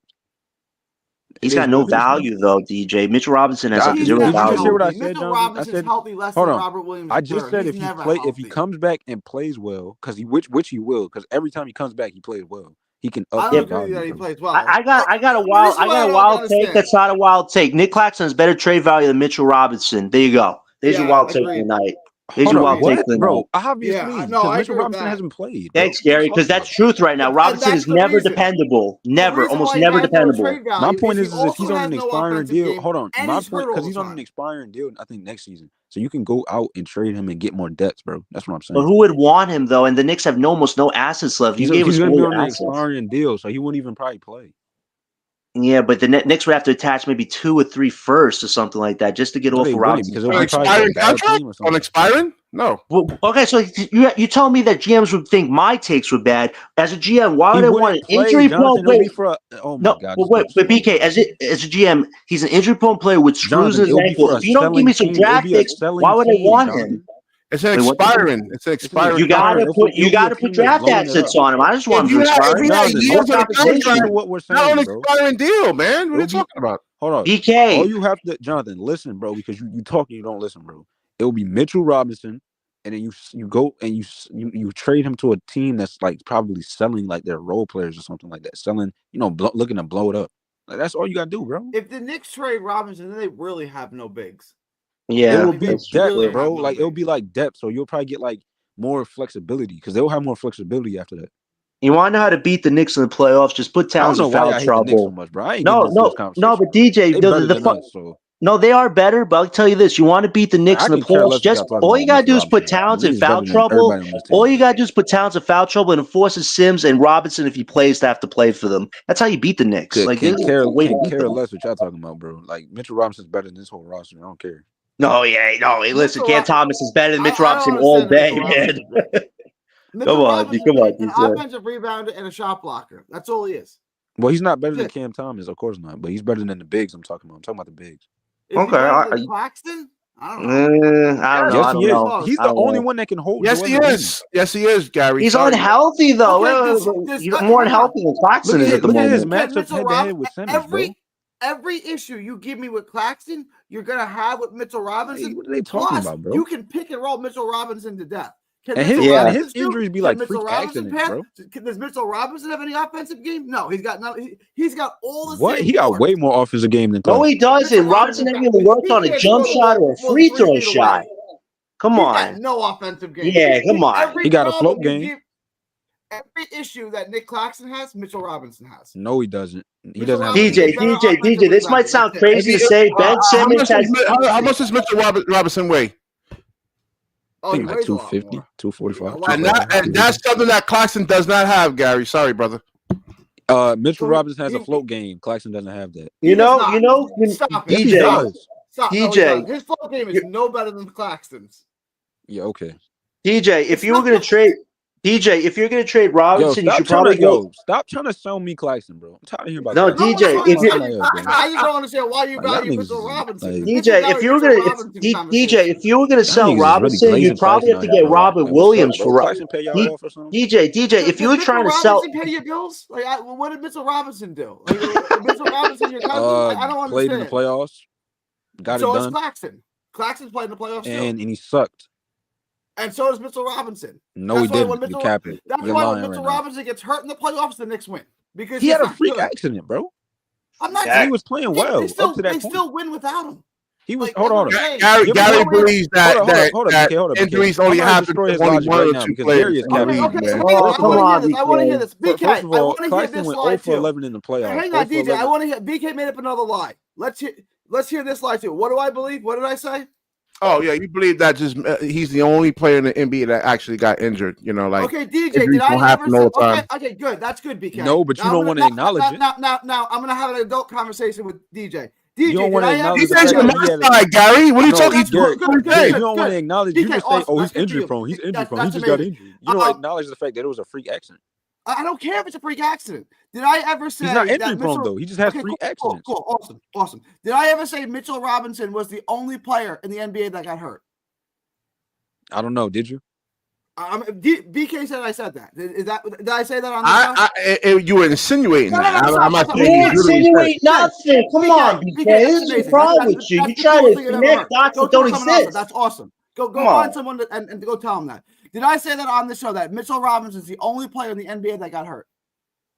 No, but you were harping on it. Okay, so BK made that's another lie that BK made. Do you see? I'm not lying. No, what I'm saying is that injuries can happen to any player at any time in basketball. You know that, man. You play.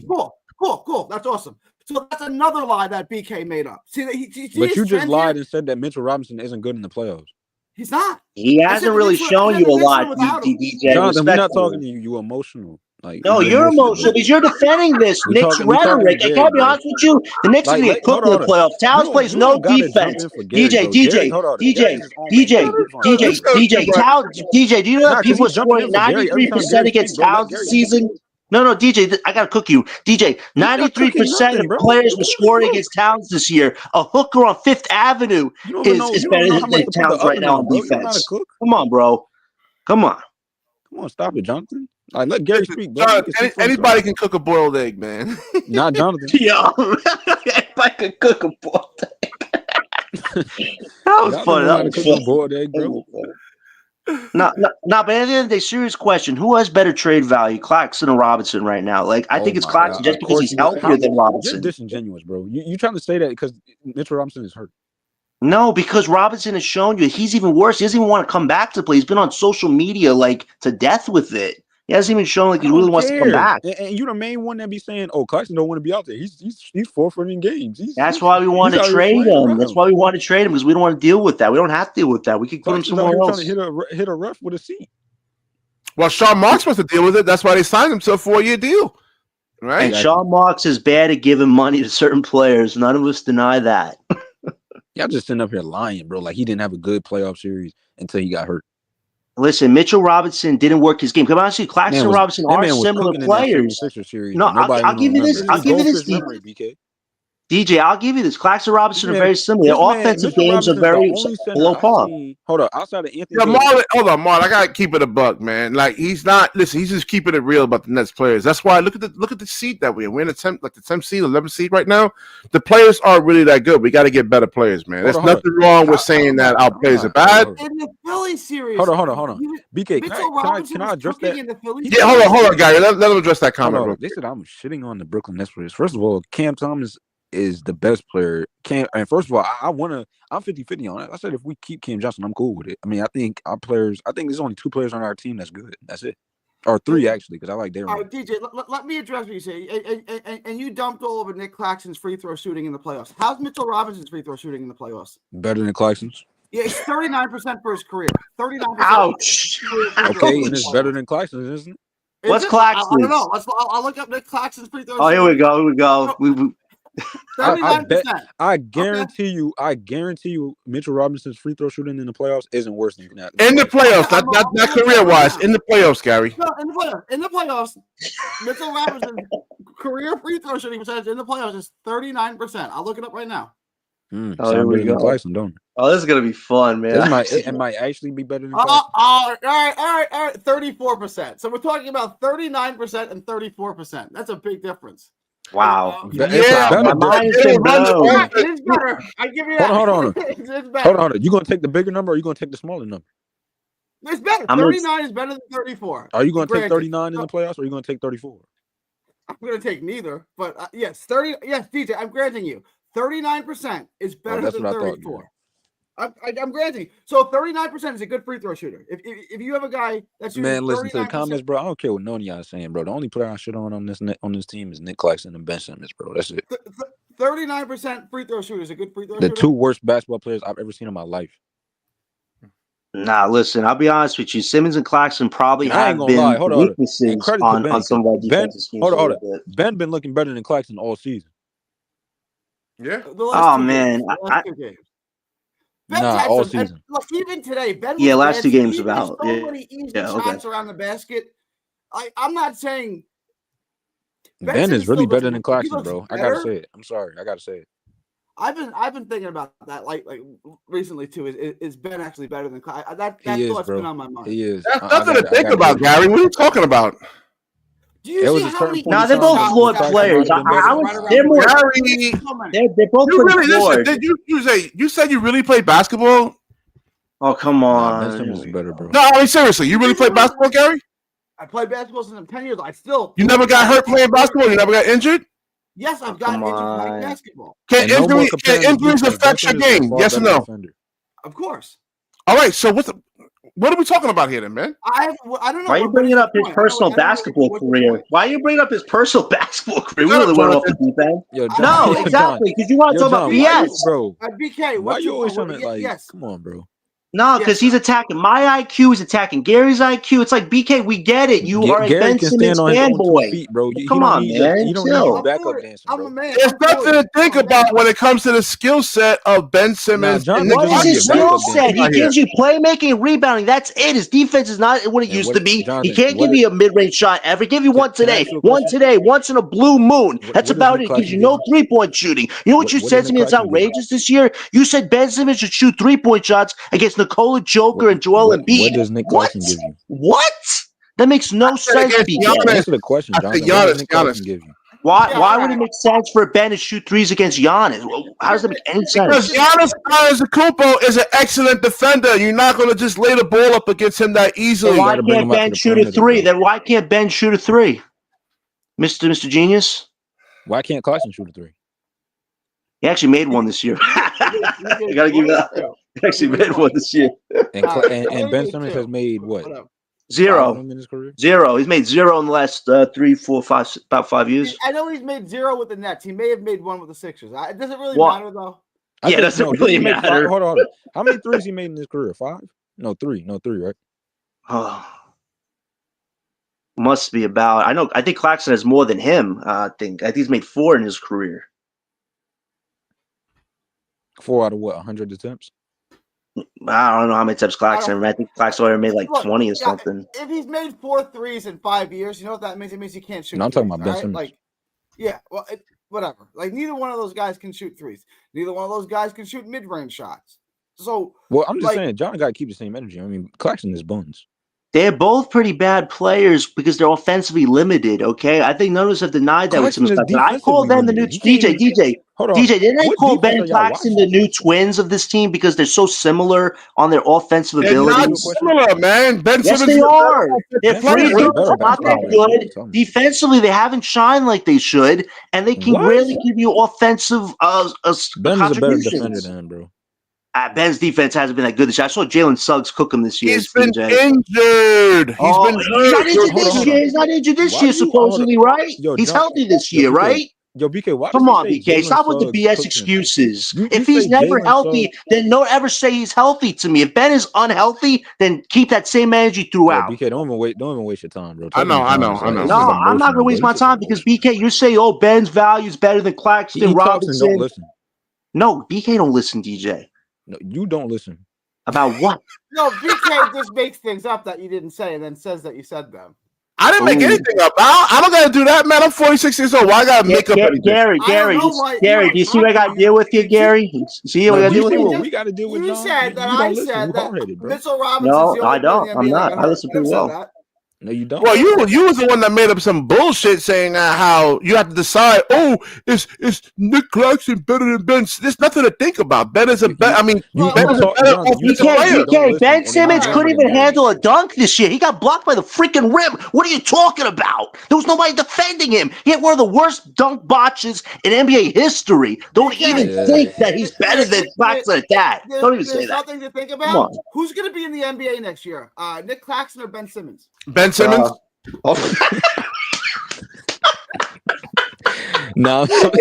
End the stream. Have a good night, everybody. Ben Simmons? Oh, man. BK. Whew. Yeah, you say he had a straight face. Like he's looking back. Nah, he might have a point though. I'm starting to think like Ben might actually be in the league still. I don't know how. Some way, somehow, he still is. Yeah, not the NBA. He'll be in the some way, somehow he's gonna get like a minimum deal next year for sure. No, Gary, I'm not saying he's gonna get like a 10. I think it's gonna be a minimum deal somewhere though. Yeah, he has value somewhere. I'm not saying he ain't getting no $130 million contract. I mean, hell no. But I mean, somebody's gonna take him. I mean, he has value. Hold up, Gary. He's barely good enough to play for the Nets. The Spurs, the worst roster in the NBA. He's barely good enough to crack. So you don't think roster. San Antonio will take him? Gary, injuries. So he's injured this season, so he's not healthy this season. So BK, he's not healthy this season. Is that what you're telling us? Just because you get hurt doesn't mean your skill. He's still, all right. BK, he couldn't dunk in the rim. The rim got blocked him. Yo, John, talking to you is just yes, DJ, stop the trolling. I'm not trolling. I'm being for real. My son, my 9-year-old son has more like I can get a better response from a bucket of shrimps. I'm telling you, man. Like that makes no sense. Okay, because Gary, you're thinking as a fanboy, all right? And same thing with Jonathan. I told you, injuries are going to affect you. You remind me a lot of my wife. Like, there's just really no point in having like a debate. What are you talking about, bro?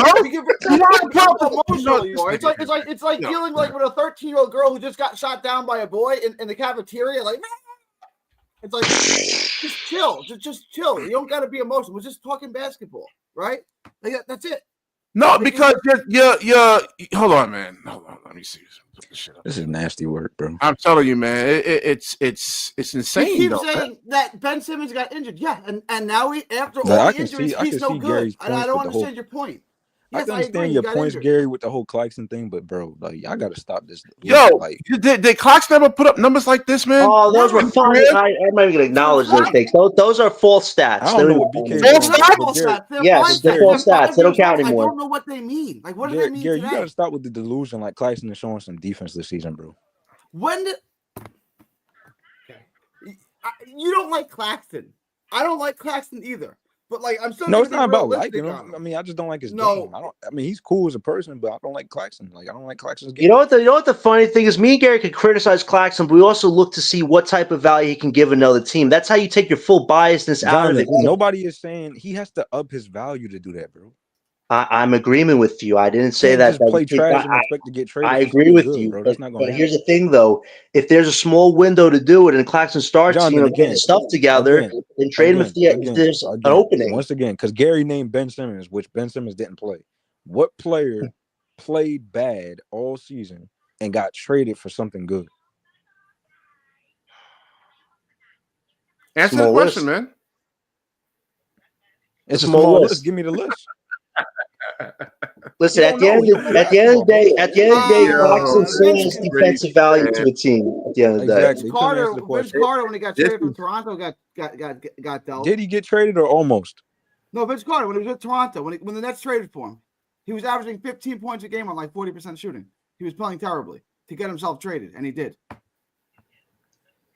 Once again, he's giving me the Nets GM. Wasn't Andrew Wiggins playing horribly for like Minnesota, and then he got traded to the Warriors, and then he revived his whole career? No, he wasn't. He was giving. Hold on. That was overrated. I agree with you. He wasn't playing horrible. He wasn't playing like a first overall pick, but he was not playing. Yeah, that's what I meant. He was playing first overall pick, but he figured it out, though. I said playing horrible. Andrew Wiggins didn't play horrible. But he didn't play like a first-round pick, and in my definition, that is nowhere near being a superstar player. So you can say he wouldn't play as well. That wasn't my question. I said playing horrible. DJ, at the end of the day, I know that basketball, bro. Stop it, DJ. Stop. Listen, at the end of the day, we all know that Claxton. Andrew, hold up. Did y'all hear that in the chat, bro? John don't know basketball. Okay, so why did Andrew Wiggins win a title with Minnesota if he was a first-round pick, DJ? What? Yeah, exactly. Thank you. Okay, moving on. So at the end of the day, listen, we all like DJ. Good. Okay, so what about Wiggins? Why couldn't he make them good? He was picked first. One person can't make you good, bro. Okay. You can't get it done. Like one person can't make you just automatically get you like to the finals, bro. And Claxton can't do that by himself, but he's in a system with star players like Jonathan, he was with Kyrie and James. He's probably going to make it work. What player played bad throughout the season and got traded for something good, bro? Like a first round pick or a player, a prospect player, a young prospect player. Well, that's going to be your guy, Jimmy. That's going to be your guy, Jimmy Butler, when he goes to the Suns. No, that's what Jonathan was saying, though. That's going to be your guy, Jimmy Butler. Gary, hold up, Gary. You a logical man, bro. You actually bring something to the table, bro. John is delusional. Yo, Brooklyn Knicks fan. Gary's not a delusional fool, man. If you don't actually watch his podcast and the work he puts into it, I don't think you know what you're talking about. You got it backwards, bro. You meant to say John is a delusional. Yo, stop it, DJ. Stop your BS, bro. It's all good, man. He's the most delusional person I've ever spoke to, bro. Sure. Oh, I'm so delusional. Yet you enjoy a lot of my takes. Oh yeah, you admit. Wait. You're the one who said. You're the one who said. Wait, DJ. You've been talking all this crap about Claxton. You were the one who said that he could be Anthony Davis, and you admitted to me that you were wrong about that, bro. No. Yeah, but why'd you say? No, I mean, if he worked on his game, that's not out of the realm of possibility. If he actually worked on his game, he just never. So what's wrong with that? Me and Gary there saying that he might work on his game on a different team with a similar role. It's not going to happen, man. It's been 6 years. You don't know that. You don't know that, depending on the system he goes to. I said that a while ago. It's too late now, bro. It's too late, man. He's 25 years old. He's still got 5 more years. No, I mean listen. Hold on. That's why I did about when they traded Jared Allen away. I did positive videos on Claxton because I see potential in terms of like his frame, and then if he had an offensive game. Like he can cause a lot of matchup problems, you know, like on the offensive side. But he just hasn't. He hasn't done it though, and he hasn't worked on it. He hasn't worked on his shot, his free throws, jump hook, passing. He's not comfortable handling the basketball. Look, you saw it in the first half. He turned the basketball. Remember that Toronto game? This man was trying to dribble the basketball. He turned it over. Yeah, exactly. Yeah, that's what I'm saying. He's not a 2-year-old basketball in his hands. Yeah, so it's just that I did positive. I'm not hating on Clax. I did a lot of positive videos on Clax. This man caught the ball, tried to dribble up the court in a fast All me and Gary are saying is you don't know if he's going to fit or not on another system. You have to see what happens if he is traded.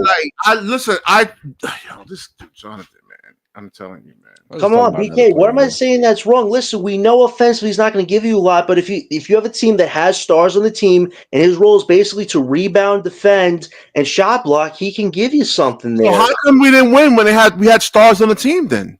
Oh my God! I mean, John, we're using your logic. You said why didn't Andrew Wiggins win the finals?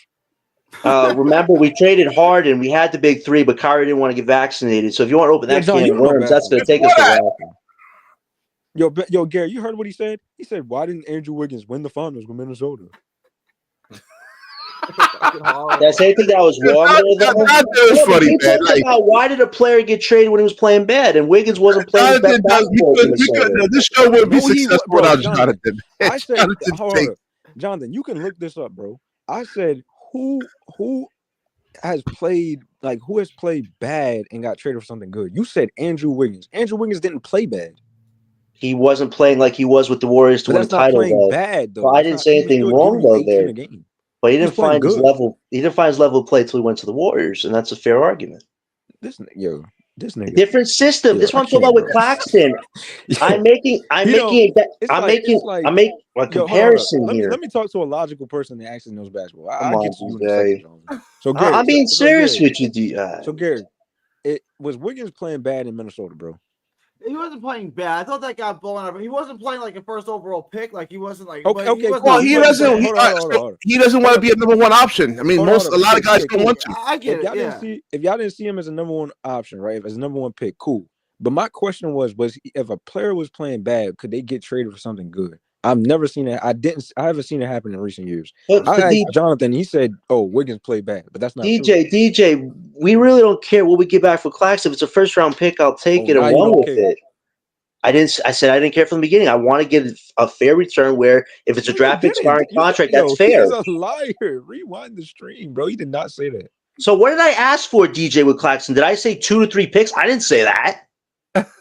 You did say that. You said maybe. No, I didn't. Yo, now you're capping. Now you're lying. DJ. Now you're lying. He didn't say 2 first. Gary, did I say that? I didn't say that. I don't. No. When I said that was me. I said they tried to get 2 first round picks for him. So you thought I was saying what he was saying, and they couldn't get anything for Claxton. They tried to trade Claxton before the trade deadline last season. Hey, John, I can admit when I'm wrong. My bad. I mean, yeah, but you act like I would say something like that. So I said my bad, but. Yeah, but DJ, you act like I said I wanted to be I remember you. Jonathan did say was that he wanted a first round pick for Nick Claxton. I'm like, no, you can't get that. Saying a pick. Yeah, a pick. That's like generous. That's not like I'm asking for a whole. Ain't generous. It could be a protected pick. It doesn't have to be unprotected, does it? I ain't giving up no pick. I mean, a second round pick is being generous, man. Honestly, a 5-year-old. Oh man, now you just slamming him down to the bottom of the ocean. That's being nice. He was picked in the second round. He was a second round pick. Gary, you see what I deal with, bro? I'm just trying to get a salary. DJ, I'm just trying to get a salary dump. That's it. I'm just trying to get a 5-year-old know more basketball than Jonathan Beard. Oh, DJ, come on, bro. Man, that's hard. Let me wrap this up over here, man. I gotta get some sleep. Nah, man. You got cooked tonight, BK, about me and Gary, man. You threw out all your traps at us, and we didn't fall for the bait. I didn't throw anything out, man. I'm just being logical and being real, man. You're trying to burn the flames tonight, man. We just don't agree with you. We just don't agree with you. That's all it is. And DJ was on my side pretty much the whole time. You know what the fun thing is? I could defend anybody. I don't need people to agree with me. Whether you agree with me or don't, I will always defend my takes. Is DJ on every single stream? He's not. He's on half the streams. So what are you talking about? No, what are you talking about, BK? Because you always want people to agree with you on everything. You know what's funny? Wait, you don't agree. Hold on. You and I don't agree on everything. I don't say, Jonathan, I don't want you on my show because you don't agree with me. Gary and I don't agree. You know what's funny? You know what's funny, BK? When Gary was first coming on the show, and you always need somebody to defend, you always say, Gary, you agree with me? Gary agrees with me. Now you're going to Gary's neck. Say, Gary, you don't know basketball, Gary. What happened? What changed? We don't know what happened with Gary, man. We're gonna work on Gary, man. We're gonna get him back. Work on Gary. Logic, man, because he was really good, and then I don't know what happened with. He's being consumed. Hold on. I'm telling you what happened. That's a screwy trap. BK, I'm telling you what happened. I'm messing with you guys. Hold up. It's all good. It's all good. Bro, I don't take it Jonathan personally. is corrupting his mind, bro. Yeah. Exactly. Come on, guys. You hit the hammer right on the damn nail. Exactly. That's BS. I'm you gotta stop bringing Jonathan. Gary is a grown man who enjoys talking about basketball. I'm a grown man that enjoys talking about basketball. Pretty much it. Jonathan had good takes, like last stream. I don't know what happened because I don't know what happened with Jonathan, man. Jonathan actually had good takes. BK, you try to misconstrue our takes on Claxton. Did we say offensively he's going to make another team better? All we said was defensively a team might utilize that. With you and Gary is that you don't value offense and how critical offense is, because even a good defensive player, like offensive players, always have an advantage over a defensive player. Right? BK, you want us to compete as soon as next year. If we get Harper, that's not good enough. Yes, you did. You said, if we get Harper and spare parts, that's nothing. You want a whole team next year. So how are you improving our team? You don't want to suck for like 3 years, though. Yeah, we're not gonna. We have assets, but there's a process that you have to go through. Listen, if we try to get everything to DJ, he plays too much 2K. This is not 2K. No, it's not NBA 2K. No, you're playing NBA 2K because you said, we need Harper, we need a star next year. I don't want spare parts. You said get Cam Thomas off this team last stream and this stream when there's no reason to do it. BK, you don't even know how to build this team the right way. Saying that you want to you're getting cooked now, BK, on this one. You said Thomas doesn't bring anything to this team. Did you not say that? Somebody in the comments said that. I didn't say that. No, you agree with them, though. You agree with them for sure. You said Thomas can go. He can walk. That makes no sense. Wait, did you see the thumbnail I had 2 streams ago? I want Cam Thomas to stay. I put a big 3. Ben Simmons, You said get rid of him last stream. You said everybody's got to go if the goal is to take the top pick. You said that. I said was that since you want to bottom out completely, you got to get rid of any and anybody on this team that can contribute to winning. That includes Ben Simmons, Cam Thomas, Cam Johnson. Well, you did want him off the team. Just say you did. BK, I'm not asking you to go ring around the rosy shit. Just say you want him off the team. Not getting it, bro. Dude. DJ, stop defending him, DJ, when he messes up. 2 shows ago, I said the backup plan as a temporary big 3 could be Cam Thomas, Ben Simmons, and Cam Johnson, just in case you don't get the number 1. Why do you really keep Cam Johnson when his value is not getting any better, BK? Like, you're self-sabotaging the team. He never said take Cam off the team, bro. He's saying that as like an option. Like he wanted him off last summer, DJ. If you remember, we had our talks. He said Thomas was a one-dimensional player. He can't give you anything besides offense. You don't listen, bro. You just talk, bro. No. I remember he didn't want him on the team last summer because he's a one-dimensional guy. Summer. He got on his deficiencies. He's working on his deficiencies. Hold on. Which one is it, Jonathan? Did he say it last stream or last summer, bro? He's very consistent that he doesn't want Thomas on his team. I understand where he's coming from, but I don't agree with him. I just don't agree with him. In my last thumbnail, I said I put as a big 3, a temporary big 3, just in case the Nets don't get the number 1 to 3 pick. Cam Johnson, Ben Simmons, and Cam Thomas. Why would we want Simmons and Johnson on the team when they don't bring anything to our future, BK? That's the contradiction with you. If you do not get the 1 through 3 pick, if you get a 7th pick, hypothetically, you act like the lottery is guaranteed. It's not.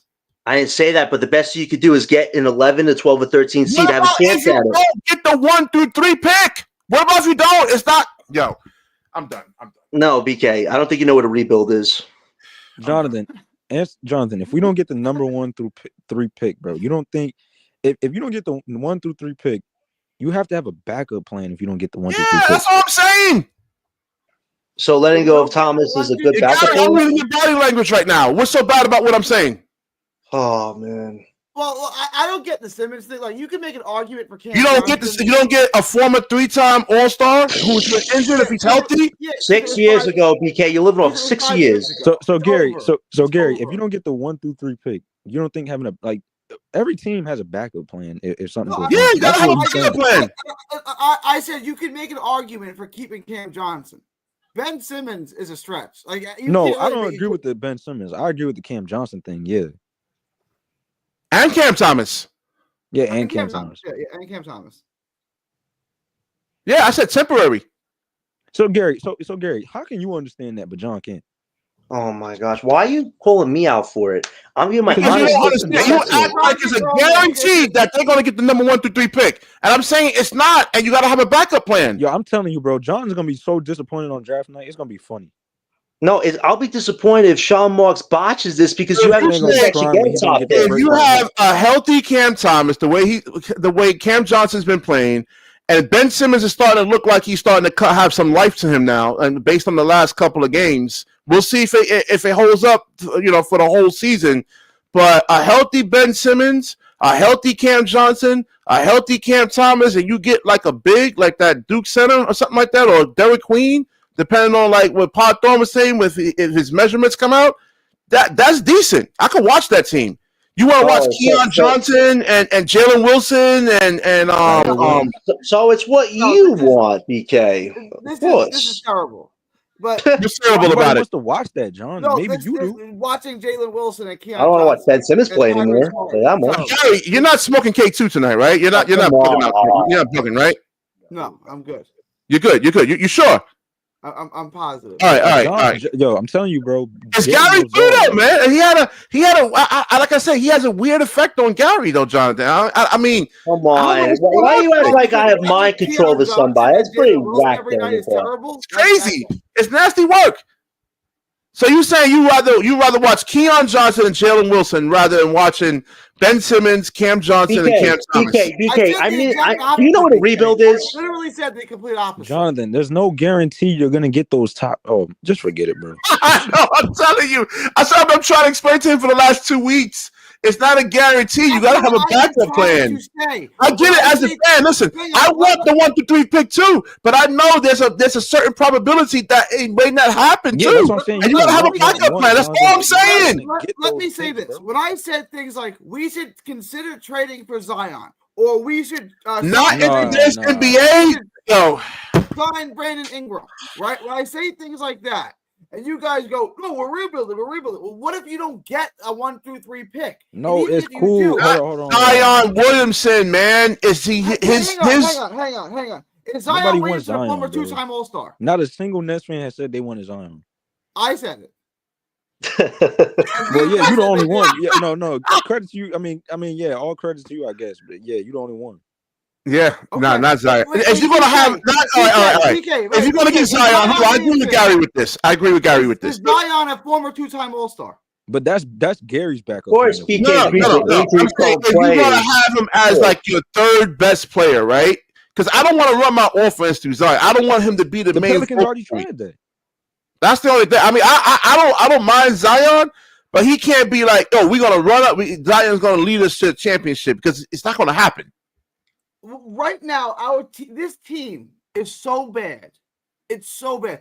Let's just try to get good players on the team in this offseason. Zion is. If we keep the roster the way it is and just add, even if it's Dylan Harper, you put Dylan Harper on this roster, you're terrible. And all you're going to do is be the Pistons. Yes, it is. Yeah. You're not going to win. Well, Cam Thomas, Ben Simmons, Cam Johnson. If you get they actually could get a big, right? They could get a big in the draft. They could, but nobody don't understand roster construction. I'm not saying it's a championship team I'm not saying that by any stretch of the imagination. But it's not a bad team. I can watch that team. That's not a winning formula, though, BK. That these superstars that he's talking about, like Brandon Ingram and Zion, they're not clamoring to go play with young teams. They want a ready now situation. Yeah. They're not going to have that option because those teams don't have the cap space to sign them to huge deals. No, a trade. It'll be like a sign and trade. Okay, then let's see. So you think Ingram's going to get traded at the deadline? I think most likely, if it's out of the two, I'm just going to be honest with you. If it's out of the two, Zion or Brandon Ingram, I think it's going to be Ingram and gets traded first. It's harder to trade Zion. Yeah, it's harder to trade Zion, yeah. I think they're going to be stuck with Zion, if you want me to be honest with you. Pelicans really messed that one up, man. And I heard something about they can waive his contract. DJ, I still don't know how you call it. They can waive his contract, but if you do, now you've lost Zion for nothing. You know what I'm saying? Like they could cut him. Yeah, but I mean, they're not going to get value back. I mean, nobody wants Zion. Like DJ, I still don't get how you call the Phillies downfall so epically, man. Like you were the first one to say they're just gonna fall like a stack of bricks, man. Yeah, you were so on point, man. Like, Harlem called me crazy. Everybody called me crazy when I said, "Oh, Detroit was gonna be good, Philly was gonna be bad, and the Kings was gonna be bad." Everybody called me crazy.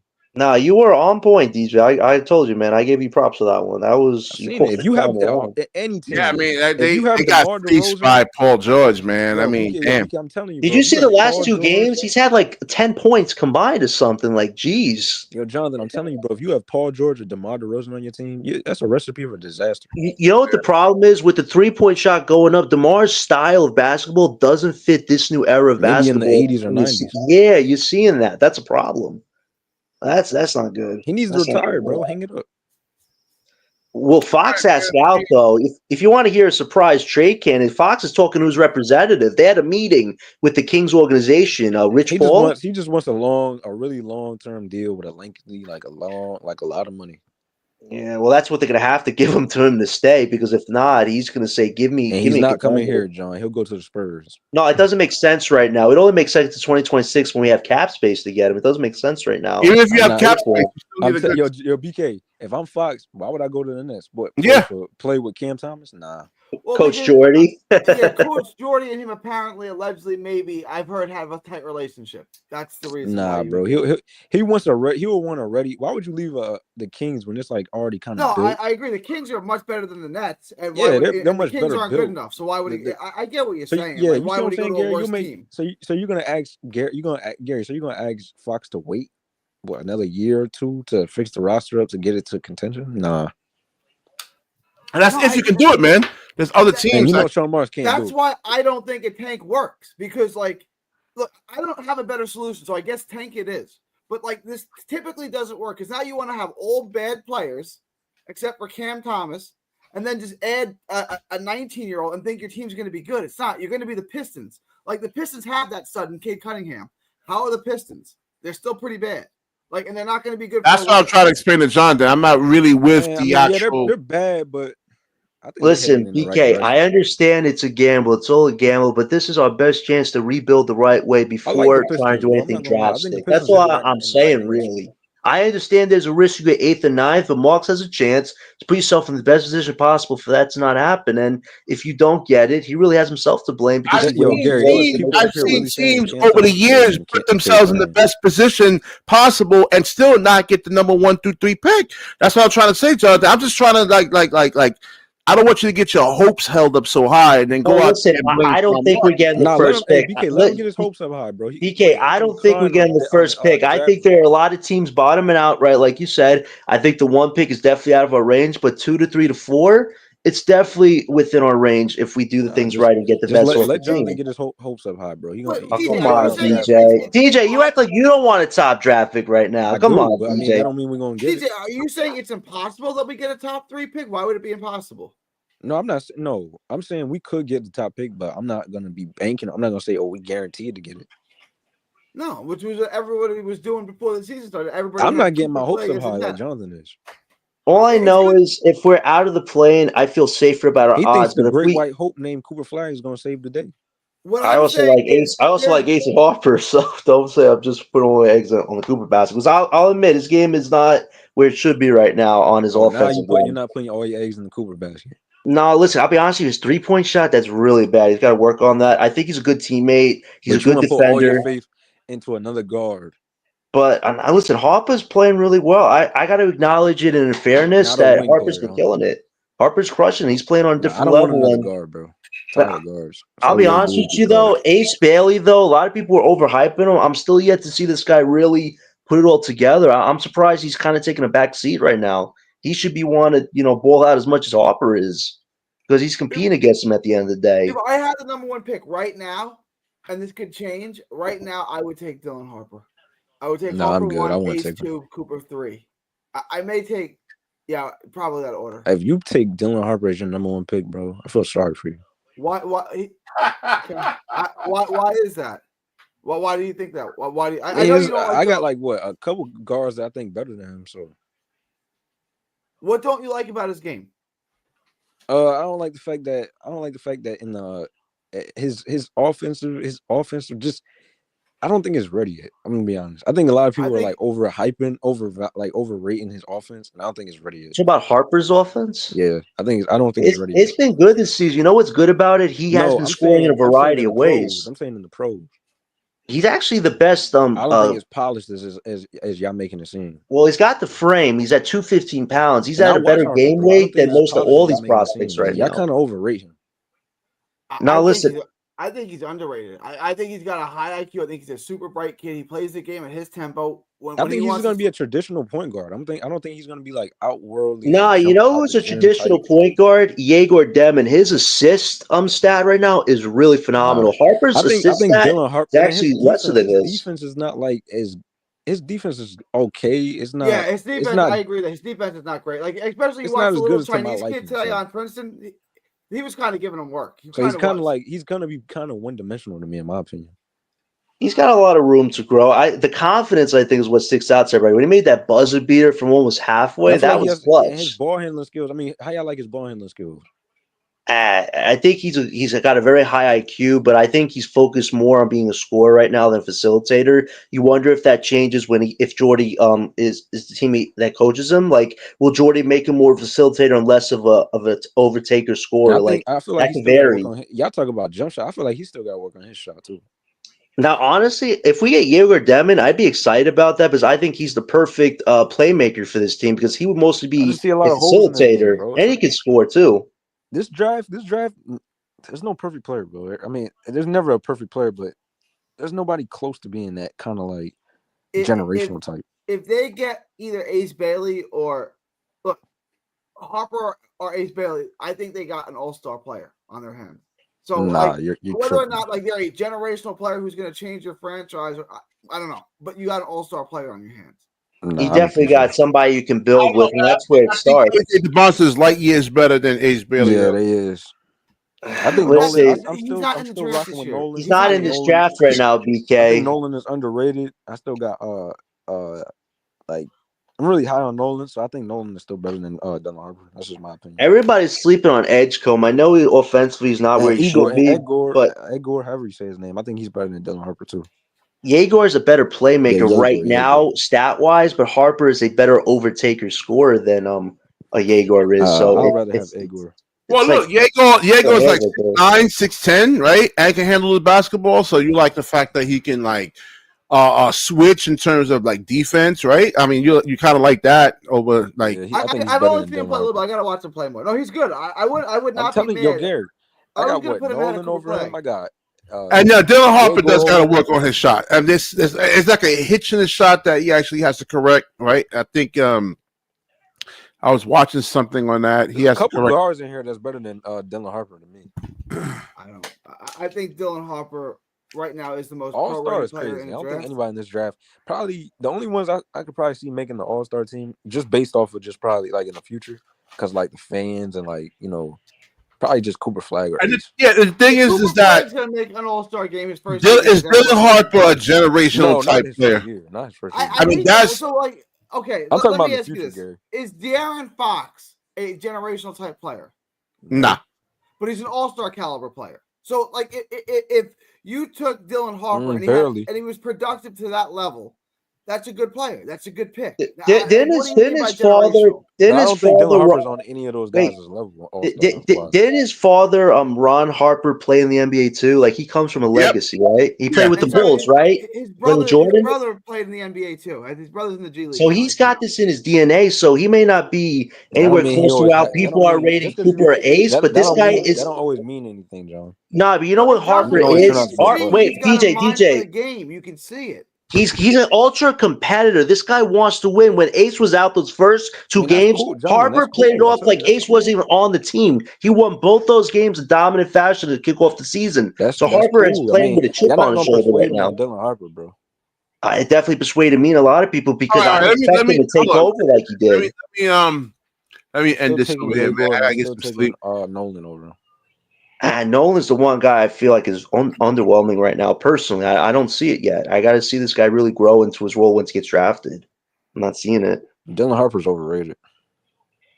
Nobody's Yeah, so looking at Star Traffic thinks that Ace Bailey would be a better pro Yeah, than Harper is Harper. overrated, bro. Out of all Yeah. the three, Something's up with Ace right now. Yeah, Star Traffic is saying Dylan's not a potential franchise Dylan player. Harper's, like, he's really overrated, BK. And then Jeremiah Star Traffic, I'm gonna look at him too, man. Jeremiah Fears. Yep, Jeremiah. Yep. Listen, Jeremiah's had a few really good games, but for him to jump over Harper at Ace, I don't know, man. That's a little wild right now.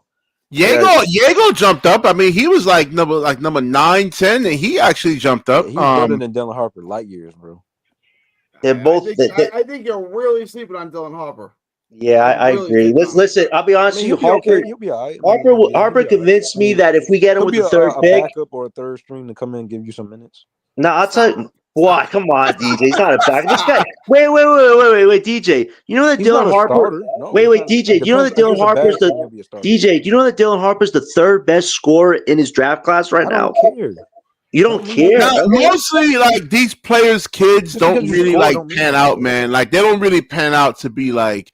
Because I don't know, like Tim Hardaway's son, like I think you and DJ are sleeping on Harper. So just I like him. I never think he's not. If you want to like get a number one pick, I just think it has to be like a generational kind of player, man. You know, you acting like he's the next. If you're talking about like number 1 and 2, I probably still would choose either Ace or Cooper just because of the physicality. But still, if we get the third pick, I'm glad choosing Harper because I think he's a steal for you potentially. Because stat wise, he's above the pack right now. You can't deny that he's above the pack when it comes to Cooper and Ace right now. So Star Traffic actually we need somebody like hold on. We need somebody that could put pressure. And I get it with Dylan Harper, but we need somebody that can actually put pressure on the defense, like Ja Morant. Oh my gosh! Pressure on the rim, man. He wants Ja Morant in this draft. He wants Tatum. He probably wants another Sengun in this draft. Like BK, they're not all going to be replicas. BK, there's going to be disparity. There's going to be some disparity there. But these guys are pretty solid in the top of the draft. He's saying that because that's what you need to succeed, bro. I understand, but that's why you got to aim high in this draft because if you miss out on it, another team's going to get a good prospect. Listen, like Giannis is not the most skilled guy. Like between let's say Kevin Durant, let's use this comparison. KD, Giannis, right? Like skill wise, KD is actually more talented, but Giannis, like the type of pressure he puts on a defense, the dominance. That's what we really kind of need. This draft is not looking all that exciting to me no more.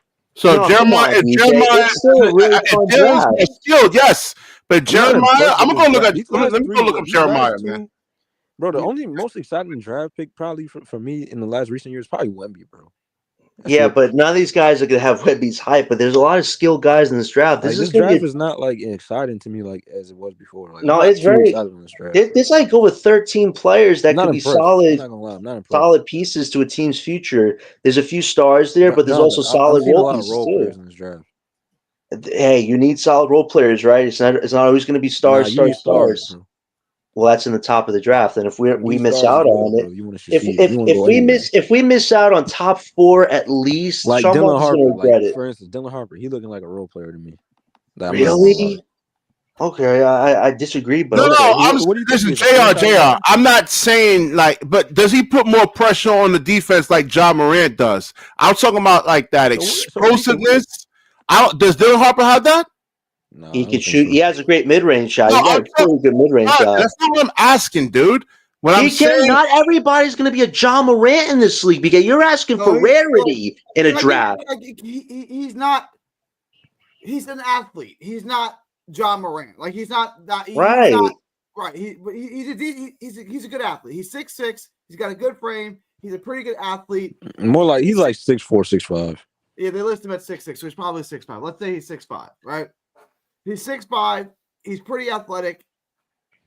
He's got a good frame, and then he's got a mind for the game. He's a 6'5" Jalen Brunson with better vision. Like to me, that's a really good player. Better vision? Yeah, no, I don't agree. That's what the scouts are actually saying. He don't have better vision, bro. I don't think so. Well, he's definitely shown you could take over games. Maybe he's an ultra closer type point guard too. Definitely don't do that. He did close out with that game, that buzzer beater crazy 3. That was pretty impressive for his resume. Bro, I'm not gonna lie, bro. I'm not impressed with this draft. I thought I was, but I'm not. There are about like 13 really solid players that are in the top 20 right now. That's 13 I could tell you. I could give you Cooper, Ace. I was like high on a lot of players in this draft, but it's really cut down to like three. You got Cooper, Ace, Harper, Yegor, Edgecombe, Trey Johnson. Yo, stop traffic. I'm watching some Jeremiah Fierce highlights. You right, bro. I watch Trey Johnson almost every game because he's a Longhorn. He's not that good. I'm not that high on. I mean, look, he doesn't fit us right now. I would all-star him. You're not getting. I wouldn't draft him because already got Thomas. So it wouldn't make sense. Bro, I'm seeing a lot of Gary. I don't know if it's just like in recent years the draft hasn't just been what it was, bro, and it's like the talent is not as good as it was once before. But I'm seeing a lot of role players. I hope you're proven wrong on that, and DJ. That's not I really do. If your top 3 picks is a role player, bro, nah. So wasn't Reed Shepard Reed Shepard was like a number 3 pick, right? Yo, they were gaslighting that kid. You know what they say? I don't think he's an NBA player. What you think about Reed Shepard, though, man? He's like an NBA player to you, man? Like from the Rockets? Yeah. He don't really get burned, do we? No, just his whole like physical frame. I'm like, you don't look like BK. They were gaslighting this kid. They were saying he was going to be Stephen Curry this summer. Like what? He was killing in what was it, preseason? In summer league? Like come on. Like what we talking about? I mean, you gotta be like you have to hit like his size. He don't get target him on, do we? And like he get playing on? Nah, he doesn't. There's so many guards over there, bro. Yeah. That was a bad team to get drafted to for him. Yeah, it was. I feel bad for Cam Whitmore. Get Whitmore on this team. We should have drafted Whitmore, man. Yeah, what do you think about Cam Whitmore, DJ? I like Cam Whitmore. I don't think we're gonna get him. Why don't you look up his draft stock, BK? Look him up on the NBA draft. I told you how I feel about Cam Whitmore. He's good. He's a good player. How do we get Cam Whitmore? He's athletic. We traded Cam Johnson to them for him and our 2027 swap, pretty much. Who's a better player? Who's a better offensive player, Cam Johnson or Cam Whitmore? Johnson. So why we want to, Jonathan? You be bugging out, man. Cam Whitmore has athletic potential. He can score next to Thomas. Cam Johnson. Nah, he's off. Jonathan. Cam Whitmore needs more. Do you know that he was potential lottery pick, but he dropped because of injury? Agree. So, listen. There's a reason for why he dropped, man. He has a skill set. Why would the Rockets do that? They'll still be dealing with the same issues they have because they have a lot of young DJ. The Rockets are in that transition period where they have a lot of young talent. Johnson doesn't help, bro. First of all, if anything, they'll probably go look for a star.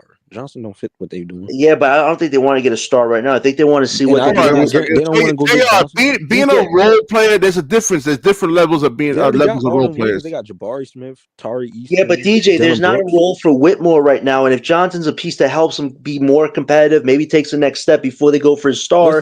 Having Johnson on your team's not a horrible thing. DJ, at the same time as well, they can also offset Johnson's contract in a bigger deal down the line. So it's not like we're taking you want all these the top teams to mess up their chemistry. Where's Whitmore? Gary, did you just say that Whitmore plays the G League? What chemistry? Look, hang on. They're the top second. They like the second seed. That's what. No, I get. And they're not playing Whitmore. Whitmore doesn't play, so it's not mixing up your chemistry. And I mean, look, who's Cam Johnson playing? Well, that's something. Here you go. JP said it right here, man. This is what I was saying. Cam Whitmore is a 3D player, likes dribbling skills. Yeah, that's what I'm saying. You got to be a ball handler, man. He doesn't fit their system, BK. No, Lecky was good.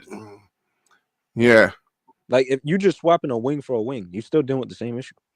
Yeah, but Whitmore's younger and has a higher ceiling of potential. Cam Johnson makes if he works on it, man. There's no guarantee he's going to work on his game. Look at Claxton. BK, have you seen what Coach Jordy's done with these pieces? He makes them work somehow. They play hard. I'm talking about skills, basketball skill. Nah, I ain't gonna lie. So you're telling me these guys haven't developed any skills? So Clowney's three-point shot hasn't gotten better because Jordy's invested time in it. Jordy's a little soft. He came into the NBA. Did you watch that interview with Jonathan, man, I swear. Did you watch that? No, BK, it takes a while on this one. You seen that interview, right, Gary, about what he did for Memphis when him and John Morant got into it? He's a little soft for saying that. I ain't gonna lie. Jordy's soft. What about the code? About the code of honor? You're not supposed to talk to a coach, talk trash to him. You don't really see that. It's just about the players. Say nothing to the He sounded so well, be better, man. Listen, if you don't want John Morant talking trash to you, be better as a team. How is this? How's he supposed to be better when John want to talk to him? Jonathan, it is soft because it happens all the time in sports, bro. Yeah, but you know what I agree with with Jordy? He's just there to coach. I know, but that's never been a code or honor. I know, but Jordy's basically just saying, "I'm here to coach my team. I'm here to get into banter talks or caress egos." That's been happening since basketball was invented, bro. Players always talk trash to the coach or the players. Yeah, or the other players. I know, but Jordy has a respect. He doesn't go talking. What? That's never been. I know, but remember the game against the Kings that he won against his former head coach? Like, he didn't go talk trash to him. Like, where they do that at, bro? Yeah, but DJ, remember the game against the Kings where he beat Brown? He didn't go talk trash. I mean, he shook his hand and said, good game. Like, Jordy cares about, principles, I guess you could say. So he just was lose by what y'all said. Right here, JP, bro. That's what it was. Cam Whitmore in the 3. Cam Whitmore has, off the charts athleticism. So I don't even know what he's talking about. So what? Exactly. So what? You're the one person. You're the one person on the show that whines about lack of athleticism. His team is more athletic. The players that he names. What are you talking about? You want an NBA comp for Cam Whitmore? Gerald Green. That's an NBA comp. Cam Whitmore doesn't have. He doesn't have dribble. He doesn't have dribbling skills. He doesn't. His defense is still kind of mid. His offense has to have work. He has to work on his offense. BK, show us some film tape of Cam Whitmore. Show us a bit what he can do. No, they'll demonetize the video. I don't feel like arguing with those guys. But YouTube. Okay. I wouldn't do the trade. Me personally, I wouldn't do it. No, I mean listen, Keon Johnson is athletic, Gary, right? You need skill to go along with that athleticism. Whitmore has more offensive potential, though. Whitmore has more offensive potential than him. Yeah, they're both the same. If you want to ask me in terms of skill, they're both the same. What? Like this. Oh, come on, Gary, please dispute this. I know, it's crazy. Come on, Keon Johnson is Cam Whitmore. No, I just said skills, man. Ball handling, shooting, passing, right? His passing is okay. It's not great. This is crazy. I got to look up. Both in the same situation. I got to compare these two players. One is playing, but like Keon Johnson is borderline G League, right? Oh man. Keon Johnson he ain't borderline. He is G League. Cam Whitmore is an athlete who can finish at the rim. Can Keon Johnson finish? I'm being nice, DJ. Come on. Cam Whitmore can get in ones. He can bump, create space, and finish. Like, can Keon Johnson do any of that, or can he just shoot corner three? So why if Cam Whitmore is so great? Why is he in the G League? Because their team is loaded with youth. I said exactly, and those guys are better than him. Jabari Smith is better than him? Okay. Yes. Do you watch the Rockets? Yes, Jabari Smith is better than Cam Whitmore. Oh man, so why does Whitmore get a role in that team? They have a lot of talent, but there's a lot of vets on the team. They have a wing depth problem. They got Dylan Brooks, who's balling right now. I don't know what happened. Dylan Brooks is playing good right now. Yeah, he is. I'm surprised. I know, but DJ, do they? And then you got hold up, John. I'm naming you the players: Tari Easton, and then you got Jabari Smith. Like, it's too many wing. He can't get. What about Jeff Green and Steven Adams? Those are vets on the team who aren't playing a lot right now. You really don't think Whitmore can't play with those guys? Guys on the roster you're giving minutes to, though. I know, but the vets are placeholders right now unless they want to make a move. And a Johnson move is a move you make. And that's why we can get Whitmore. No, it's not, because you're still going to have that same problem, that wing depth problem, bro. Yeah, but Johnson's a slight improvement to them on their offensive side, right? They're winning games, John. There's no reason to mess up the team, bro, for what? I don't think Johnson significantly messes them up. All he has to do is shoot a 3-point shot for them. And so who he's playing over? So give me the rotation. He's going to play over. He's going to play over Adams and Green, whatever minutes they would get. And he's going to get more minutes than those guys will get. And he's not giving more. He's not playing over Dylan Brooks. Yeah, Dylan's been playing really well. I'm Dylan Brooks actually is providing defense for them, which helps. And offense. Well, you could play Johnson off the bench if anything. If you have to start Brooks, you could play Johnson off the bench. He's not, bro. First of all, Tari Easton is looking like a 6-man, so he's not playing over Tari Easton. All right. You twisted my arm. I'll throw in Nick Claxton in the trade too. You can have Claxton too. Yes. Now it works. Hold on. There's so much minutes they can go around, bro. I'm joking. Gary was trolling. Let me wrap this up. I gotta get some sleep, man. Yo, like, comment, subscribe, share the stream, and when you share, the universe shares back with you. Peace. And